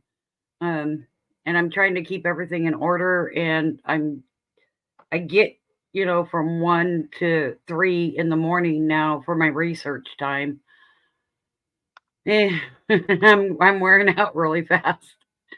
With everything else going on, I'm trying. I had to sit down 2 hours before the show and put things together. So, is there anything anybody wants to hear about? John said he would be back next week. And anybody is welcome to come up on panel if you want to talk about things. I did pull this guy, and I don't know where it's at right now. I lost it. I X'd out of it. He had a great post-trib speech. Is 15 minutes long. He's a Russian priest. I show more of the symbols. Okay, I'm going to start putting the pictures onto a thumb drive so I can just pop them up. I haven't gotten there yet. Yeah, I've got to download all of these pictures. You have no idea. If you have not done so, 2871, when Congress sold America to England, and we all became chattel property of the crown. 1871. Oh, I can do that. Let me write it down. Where's my pad? Where's my pad? Because that, you know what? That's probably a great topic, because that's a lot of things that are going on today, because they had to take inch by inch. You give them an inch, they take a mile.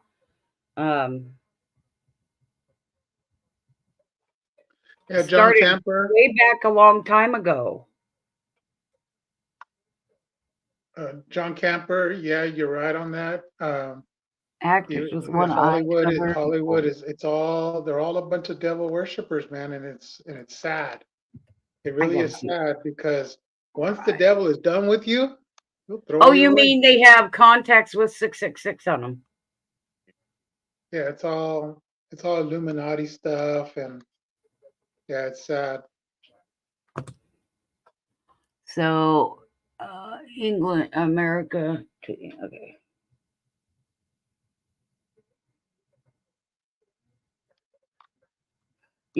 That's going to involve a lot of the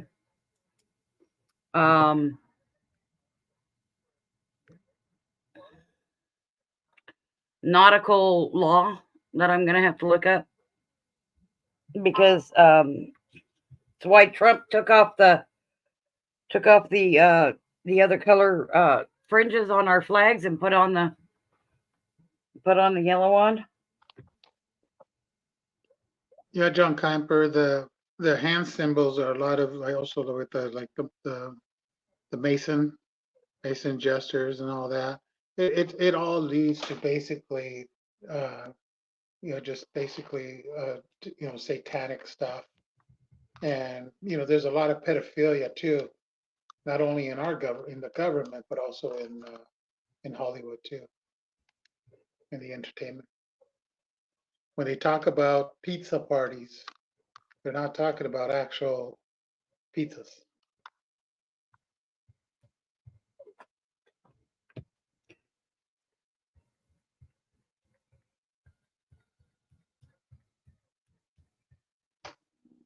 I'm sorry, I'm texting. Yeah, as long as you're not driving. No. My grandson is trying to set up a nail appointment with one of his friend's wife. Your grandson is trying to set up a nail appointment with For one of his his friend's wife. Yeah, he Oh, wants for her to his get a friend's set of wife. nails Oh, I while thought they're I in thought, I town. thought it was with his friend's wife, and I was like, okay. Wait, no, not like that much. I was like, wait a minute.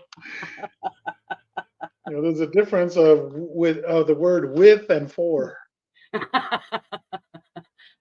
He's like, will you do my friend's wife's nail before they leave town? I'm like, oh, when? See, this is what happens. I'm supposed to be doing stuff. I got a realtor coming over on the 7th, which is a Sunday. And I have to have the yard and the house and everything all together. And they want me to stop and do nails now. So you're not just selling your coins, your memorabilia, your jewelry. You're selling your house too? It's not my house. Oh. So you're going to have to move? I don't know. What I do know is that you guys watch out because the Chinese are starting to sell off all their real property, green cards and all, and their businesses, houses, everything, millionaires, billionaires, everybody. They're trying to crash our economy. What happens if they all sell out their houses and take their money? Bill It Gates will buy crashes it. our economy. Bill Gates will buy it. No. You know that guy? I'm pretty sure That guy Prince is just Charles will. that guy's been buying up a lot of stuff. So yeah, and Bill Gates is with Charles, Klaus Schwab, what's George Soros? They're What did he all just taking buy? their orders from Charles. Didn't he recently buy like Modelo, the beer? Uh-huh. They're all taking their orders, guys, from Charles. George Soros, Klaus Schwab, John Kerry, Biden. Now watch for this. This is something coming up in the next year, guys. Biden is going to get a call from Charles telling Biden to announce about the aliens, extraterrestrial aliens. And it's to deceive people in case Christ comes. Yeah, there's been talk that they're going to blame the rapture on aliens of to explain why the people disappeared. Yeah, they're gonna do it under UFOs and aliens are real, but it's not going to be real. It's to get people not so nervous about maybe demons or angels. And there are no such things as ghosts, and there are no such things as reincarnations, guys. Sorry to tell you, don't want to burst your bubble, but I'm telling you, just not there.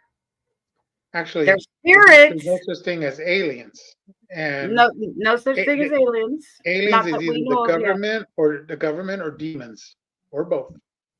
Well, I think they're either fallen angels or demons. Watchers. I know that was a great movie. I'm telling you, there was a lot of symbology in that, and I'm glad he was a symbologist. It woke me up to a lot of things.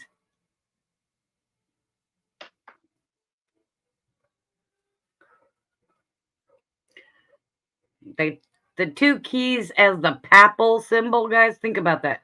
What would the church need 2 keys to? Heaven and hell? Just saying. And if you haven't watched the movie, I say it every time.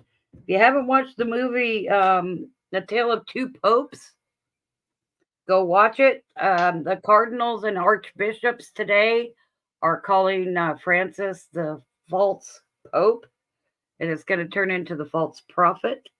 You know, the Catholics, you know, in the papistry, they have their own prophecy of the popes, and that there would only be so many. And they never let out the 3rd secret of Fatima. And each pope would be would be named this, be named that, and and da da da da, and from when that first came out, it's been right all the way, and that the one that is current, that the one prior to this one, that pope was going to be a short-term pope, and he was going to go into exile, and that's exactly what happened. And the prophecy states that the one after that was going to be the one that was going to deceive the people, that would be the last one, and he would be the one to deceive people. And he was supposed to be Peter of Rome. And so there was this big old thing before they picked this pope on Peter of Rome. And but that the prophecy states that this would be the last pope, and it would be and he would be the one that was going to deceive the people. Yeah. Well, we've known that for a long time. I mean, that was a given. The city of 7 hills with purple and red, or scarlet and purple. That's Jerusalem. I mean, that's kind of a given. It was going to be the Catholic Church, because what they did is they took out the 2nd commandment of "Thou shalt have no other," or no false images, or whatever it was, and then divided the 10th commandment in 2. Because if the 2nd commandment is in there about false images, then they couldn't be worshiping Mary. Actually, that's under the "Thou shalt not have any other false, any other gods before me." Yeah. Well, whichever. What's the 2nd one? I don't have it in front of me. I'm sorry.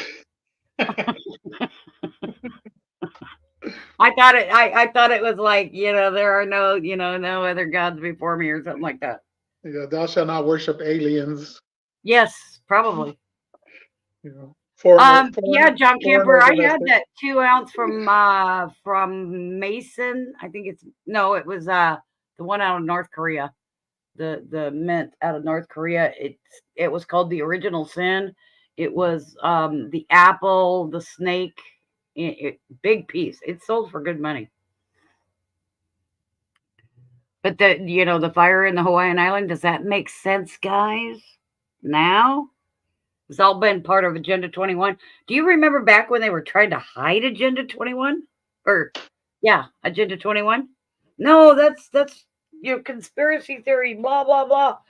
It wasn't conspiracy because I had it printed out. It was like 300 friggin' pages.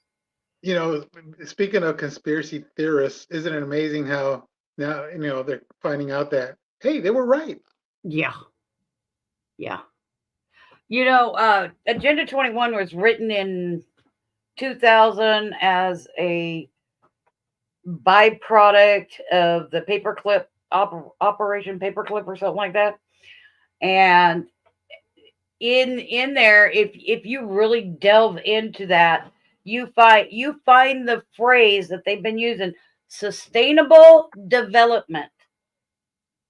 And this was done. How long ago was Operation Paperclip? I mean, so long time ago. You find those words, sustainable development. And it's all over Agenda 21. I was like, yeah, you can keep lying to me. I don't believe a damn thing you say. I saw the paper. I read. Took me like 3 days to read the first 50 pages. And I don't mind reading dry stuff like that. I really don't. I'll read court briefs all day long if I can, and stupid stuff like the Valley of the Kings over in Egypt, things like that. I But gotta take a quick break. I'll be right back. okay, that one was like,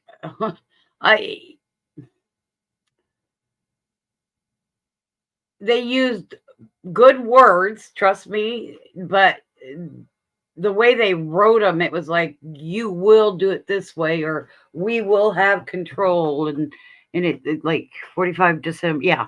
So I know it was a long time ago. I say it every week. If you haven't been here, go look up Jenny Duvall. She's been doing a lot of collaboration with Tim Cohen and Craig Bong. Craig Bong does Cop 28. Tim Cohen does Everything Charles. Rock Island Books has got a great biblical timeline, and he tested it against the Jubilees. And then Jonathan Kahn is a rabbinical priest that has a church in New Jersey. He is a Cohen.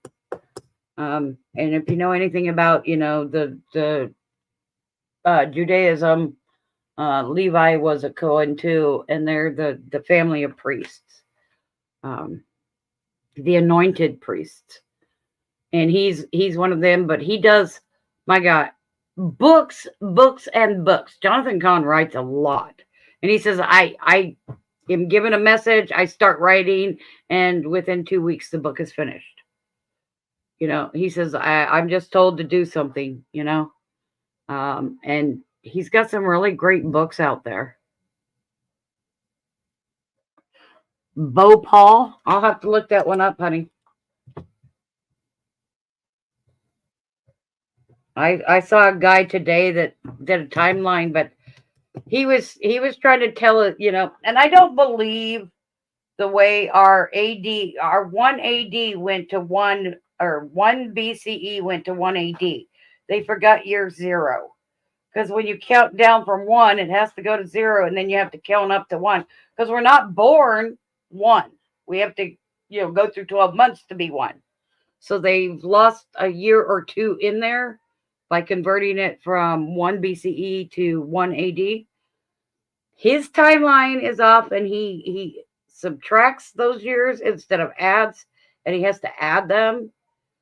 And I'm doing a lot of work in gematria too, and vibration and color, and oh my gosh, I've done a lot of reading and studying and stuff, guys. Just so much in my head. Bo Pony. Okay, I will look it up. I absolutely. Yeah, Jubilee and Shemitahs are a big part of what's coming up. If you don't know what a Shemitah is, you got to go look it up. I think we're going to find Israel bends over backwards to help Charles, and I'm betting Rock Island Books believes the 7 years starts next year, and that's because we didn't add that extra year in there. So it starts in 2024, and and it's going to be the not the winter, but the fall solstice, which is the beginning of their year, or their harvest. And it's going to be right around there. We're gonna see some information about the temple. I think that they have the Ark of the Covenant already. They just haven't let anybody know about it. Very few do. And I'm talking like less than the number of people you can count on one hand.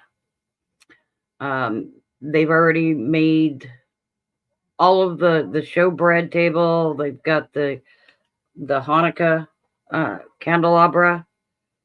They've got the incense burner. They got it all done, ready. Who do you think was buying up all that gold?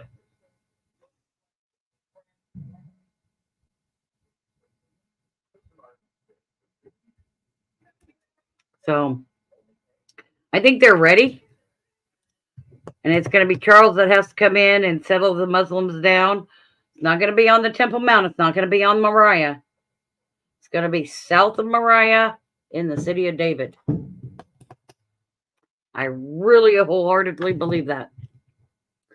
And I also think, I know a lot of people think I'm weird, but I think Jonathan Cahn is going to, just like Charles will turn into the Antichrist, I think Jonathan Cahn will be Elijah, one of the two witnesses. Don't ask me why. It's just an internal feeling. I have nothing to prove it, nothing to back it up with. It's just that feeling, you get deep down inside your bones.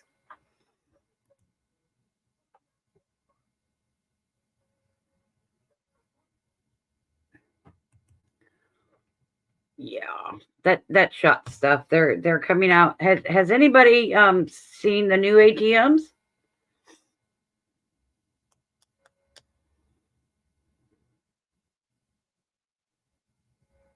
Oh, yeah. World Bank is floating all of them. Be careful because the Rothschilds own the World Bank. Oh gosh, I just forgot what I said.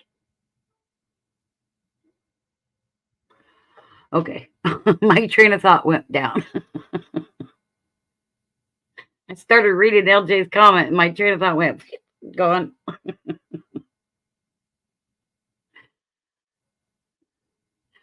A lot of people thinking Donald Trump's coming back, but if he comes back, he ruins a lot of their plans, and I just don't think that they're going to allow him in.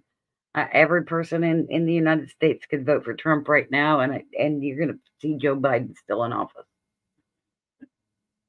Or somebody like Gavin Newsom. One of their puppets. Got to be one of their puppets.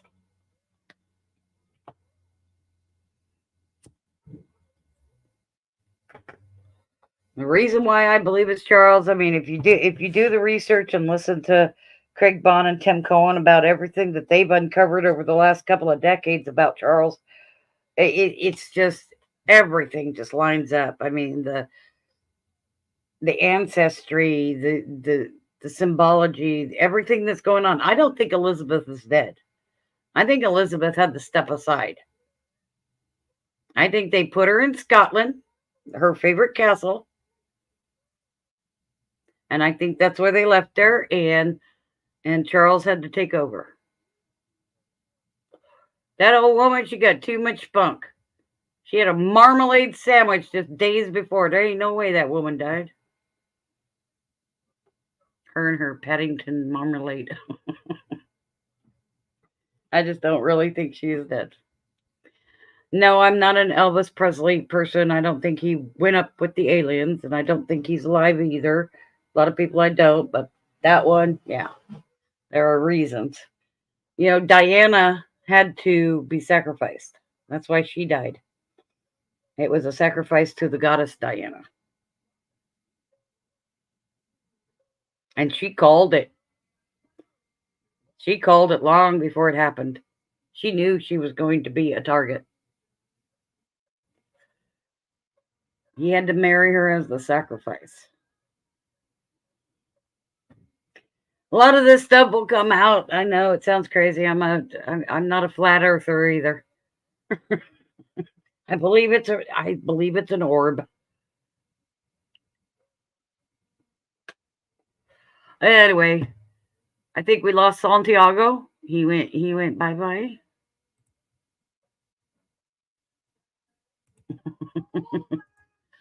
And I've got a little boy that's interested in getting another cartoon on the TV.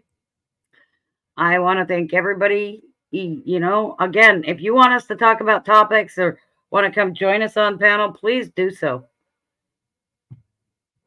I don't have a problem with that. I'm hoping John will be back next week. Okay, I'm here. There he is.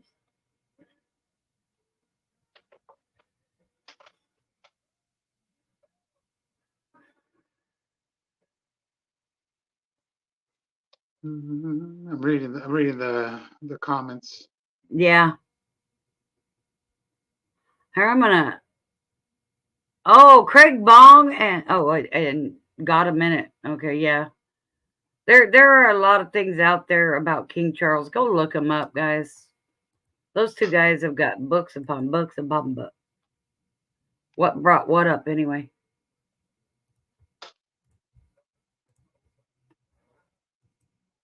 How's it going, Dislogic?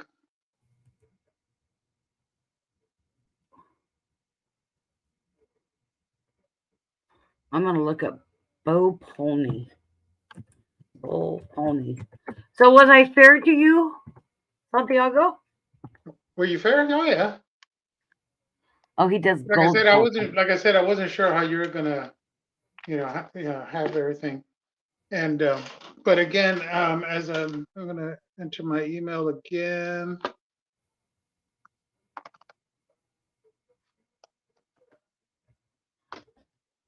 Wow. I just saw one that says 11-year-old arrested for his pregnant stepmother's murder. Everyone, there's my email. As I mentioned earlier in the stream, I do believe in a rapture. I do believe in a pre-tribulation rapture. I do believe that I do believe there's going to be a rapture of the people on a global scale. People are going to disappear. That Jesus is going to come back in the clouds and call us out of the world, and then the 7-year tribulation starts, and the Antichrist is revealed. The world leader, the mark of the beast. Anyone wants more info on that? Shoot me an email. And Ice Girl had a very good link when we started. It was very informative. So the best I can do is offer you a link of my own. Just send me an email if you're interested. Again, as I've said before, if you're not saved or you don't think you're saved, just believe in your heart. Jesus is real. Jesus loves you. He died for you. He's coming again. And just talk to him. You can talk to him 24/7, and believe in your heart, and ask him to save you. Ask him to save you. And if you're not sure about something, ask him to reveal it to you. Reveal the answer to you. Yes. But just from the heart. And he knows. He knows what. Matter of fact, he knows what you're thinking before you even ask the question. And God will reveal things to you if you really want it. And I want to tell you a small story. About 20 years ago, I was in a very bad place. Not drugs, not alcohol, nothing like that. It was just my life was just torn asunder. I mean, it was upside down, inside out, backwards, forwards, everything. And I had just read a passage, if you call out anything in my name, I will give it to you. Well, I did. And I didn't actually believe it, but, I did. And I made sure it was a need, not a want. And within 3 to 5 days, the answer came to me. And I've been using that ever since. And it has to be a need. It cannot be a want. You're going to get an answer one way or the other. It may be no, but there's a reason why it's no. Yeah, it's kind of like that's kind of like a Christmas story I heard once, where a little boy wanted a bike. He really wanted a bike, and the mom tells him, "Well, why don't you pray on it, and ask God to give you, if He'll give you a bike." And he goes, he prays on it, and then come Christmas, he goes running down to to take a look under the at the tree, and there was no bike. And the mother tells him, "Well, I'm sorry. I guess God didn't hear you." And the little boy responded, "Oh, he heard me. He just said no." Oh, isn't that awesome?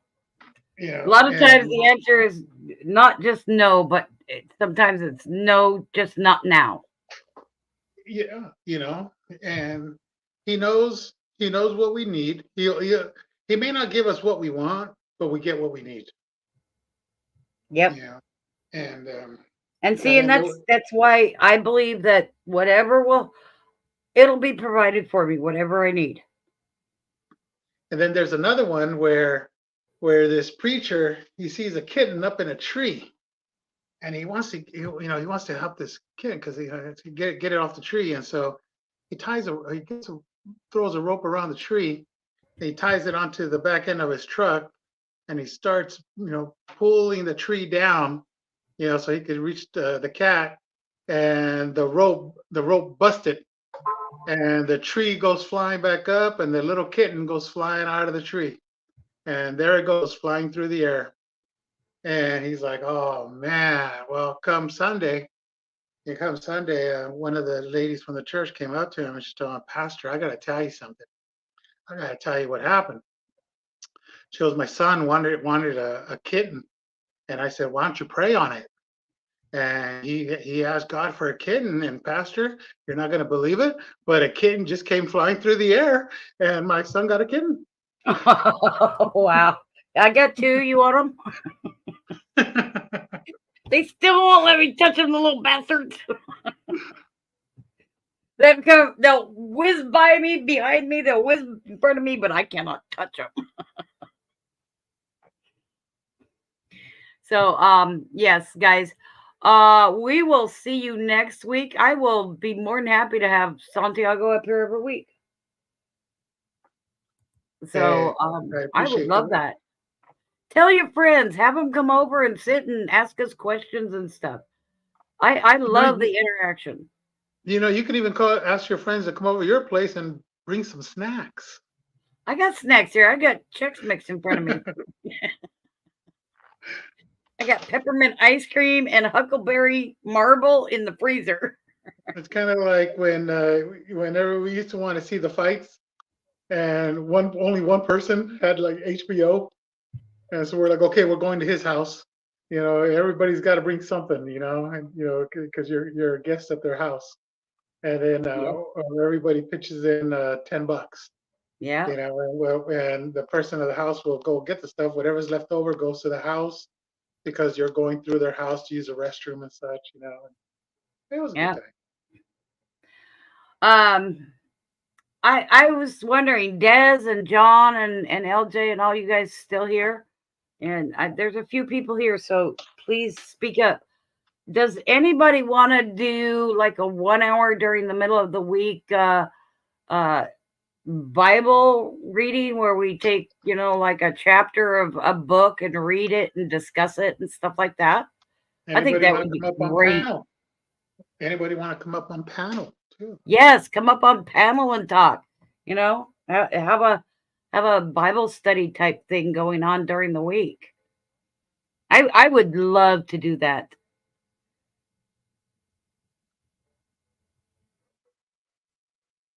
So Des Logic said yes.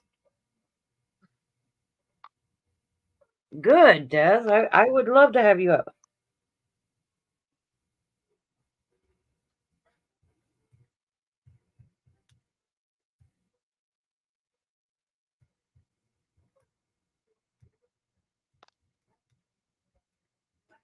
Okay, I just got... They want exquisite nails. Means I have to bring out all my tattoos and my cat's eye and my...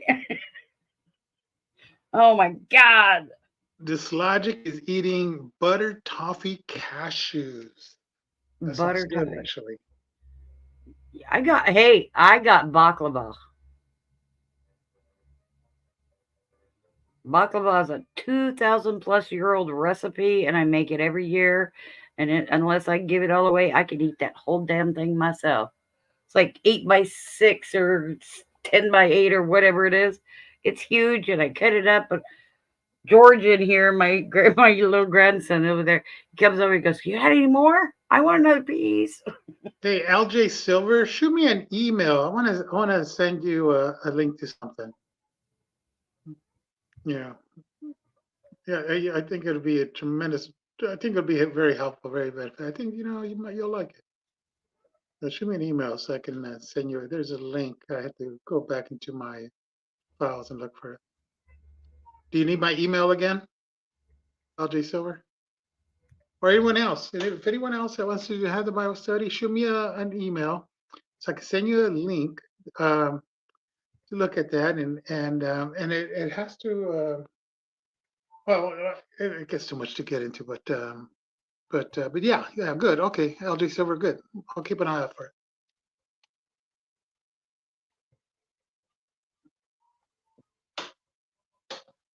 Well, what should we discuss? I gotta get off. I gotta get this little boy going, and I got to hit the little girl's room. We've been out here for 2 hours. Yes, sir. I have been going for since 5:30. Yes, I usually end about an hour and a half in, but it's going on 2.5 hours. Hey, you know what? I want to thank everybody for being here. Absolutely. And, okay. Take the time, talk to the Lord, talk to Jesus. He's always ready to listen. Yep, right on your back doorstep. Lord bless all of you. Hope to see you up in the clouds. Yes. Up in the air. Everybody be safe. It's New Year's Eve. There's crazies out. And we'll probably see you soon. John Camper, LJ, Des Logic, if you know anybody looking for, coin stands or the little wooden easels, I've got coin tubes, I've got coin flips, I've got poly mailers. I've got a camera like the one I'm using. I've got a second one, same thing. It's a great camera, and it's on a little stand I'm selling too. I'm trying to purge. Let you know. Tell them, send them over to me. IkesGirl7178@gmail.com. It's really easy. It's my name, and the 7178 are the years the Ikes were in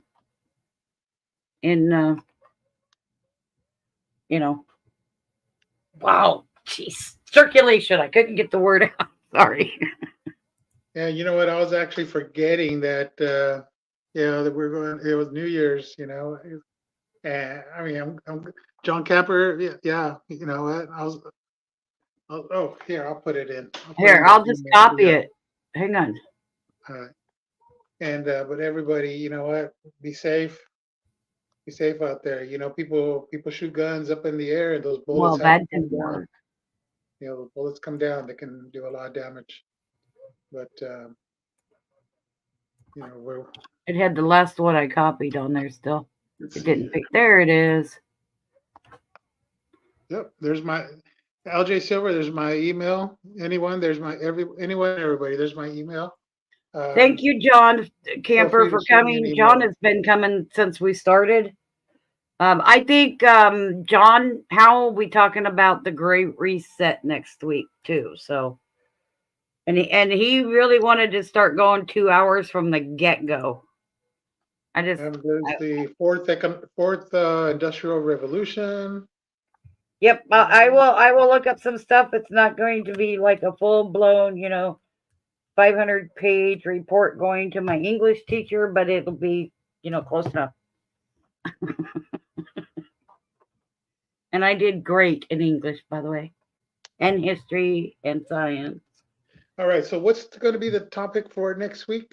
I think John Howe will be doing the Great Reset, which is part of King Charles's thing. I keep telling him that I think politics is being driven by prophecy, and he doesn't believe me. Yeah. I really honestly believe politics are driven by prophecy. And I'm going to say this. I'm going to throw it out there, and so is the worldwide injection that people have gotten. You mean that COVID crap? Yeah. Yeah, there's more. It was preparing your body to take the chip. Oh, I was telling you guys that my train of thought I lost. Have you guys seen the new ATMs that coming out? They have a handprint on them. They got like a scanner on them. Yep, it's got a right hand print on it. And they're starting to put cameras above the doors in stores to read your forehead. Okay, that is all tied in Yes, it is. to the store rushes, Yes, it is. and they Oh, but don't it works so good in their favor. they let them get away with it. They won't arrest them. And what they did is they did that so they can do the excuse of locking up the merchandise, so that can then be the excuse Instituted, yes. to put the cameras, because it's going to come down to when the mark of the beast comes out, no one's going to be able to buy, sell, or trade unless they have the mark, the name, or the number of the beast. Yep. And so everything's gonna, you're not be able to And find what nothing. you guys have been being trained on these little vending machines where you put in the number and that item comes out. The cases are going to be locked up, and you're going to put in the number of the item you want out, and it's going to go onto a conveyor belt for you, and then it's going to go up to the front wherever you are. It'll follow you, and then this is why they're getting rid of self-checkout. It'll automatically check everything out for you. It's coming down the pike. Watch for it. Yeah, I know. My daughter had to take the first two, and it threw her thyroid into a world load of hurt. She's on thyroid medicine now, but she has not taken any since, so she has not kept up with them. She doesn't have to. And as far as none of my family took the shot. And this year, I don't know if anybody knows about this, but you can see this video on YouTube. It's called Amazon One. Okay, and it's a basically like a commercial. It looks like a cartoon commercial, and it's basically to start desensitizing people. And they started that here in Seattle, and now they have this in the UK. Because you are in Seattle. I'm currently in Linwood. You are 2.5 hours from me. Yeah, you're way up. You're south. I'm in Kelso. Yeah. Yeah, just 2.5 south from you. Yeah, I was in Seattle. I was living in Capitol Hill. I love you to death, Santiago. I am not coming to Seattle though. I won't go to Portland either. Turning into a dump. Oh, I won't go to Portland either. Portland is horrible. Yeah, I've heard Portland's been horrible for a long time. But thank God, but it's all going. Our governor is not running again. Don't worry, somebody worse will come. Oh no, I'm betting we're going to get a Republican in though. Washington has been a proving state for law. They're all on the same side, ex-girl. Hate to tell you. I know it, but I can hope. They're all friends. They're all friends behind the camera. I can hope. I know Ted Cruz is in there pretending he ain't, but he is. Yeah, they're After all. What he told me in a letter back to me, I just know he's a rhino. They're all working on the agenda. Go to Google and put World Economic Forum. Oh, I don't know. Images. Go to images, and you'll start to see all the politicians there. You'll even see some actors there. If you're wondering about even, for example, Trump, put World Economic Forum, Trump, and you'll see he's part of it too. So is Putin. So is the guy from Ukraine. So is China. They're all on board. They've already all agreed to move the world into the one agenda that's coming, the 2030. You know. Yep. They're all I will see what I can do, John, about. I'm not going to promise it's going to be done by next week because I just got another thing thrown at me for this coming week. I will try to get like a Google One or Google Docs link, and get these pictures up there. And then get a link so you can go in and see them full force, not just little pieces here and there. I've been really bad, but I'm so swamped. I moved from a 5-bedroom, 2-story, 2-bathroom home to a tiny 2-bedroom apartment. So it's very cluttered, and I'm trying to purge. So now, which one are they selling? It's a duplex. My daughter lives in one. I live in two. And are they selling the duplex? Yes. Wow. Yeah. So you went from one to another, and now you might go to another after that. Yeah. LJ. Okay, LJ, I'll show you. Hey, LJ's LJ talking Silver, there's actually on the beast right there. There was a Mexican artist about- that donated a statue to the United Nations, and it's the leopard, and it has these wings on it, and you can I can actually send you that picture too on when you send me an email, and There you go, they actually LJ. moved the statue. That is on King Charles's shield. The head of the lion, the body of the leopard, the feet of the bear. Yeah, Where's but that there's an mouse? actual statue outside the UN. That's on his shield. That plume. That's the plume that's the highest rank of the Masons. His title is Black Prince. And Ikden, it means something. But look up Laudato Si. It's from it's a paper that Pope Francis wrote. It's about the economy and giving in, all that crap, taking people's properties and stuff. You won't have a choice. Yeah. They'll offer you money once, and they'll probably, if you say no, then they'll just put you in jail and take it anyway. No, it's higher than 33. It's kind of like Opus Dei in the Catholic Church. It's an offshoot of the Masons, but they run the whole Mason group. So Laudato Si, yes.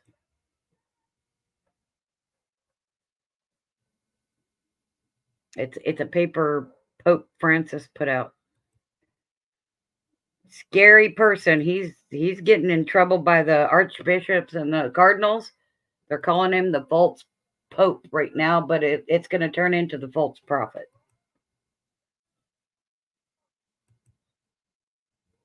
All right, guys, it is 8 o'clock. I have got to go. This little boy keeps coming in here going, it's over. It's over. It's over. Hey, Kashmir, how are you? You missed guys, it. have a good night, everyone. Happy New Year, everyone. We'll see you next year.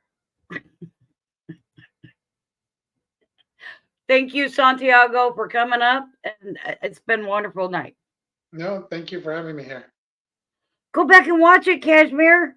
It's good. It's good information.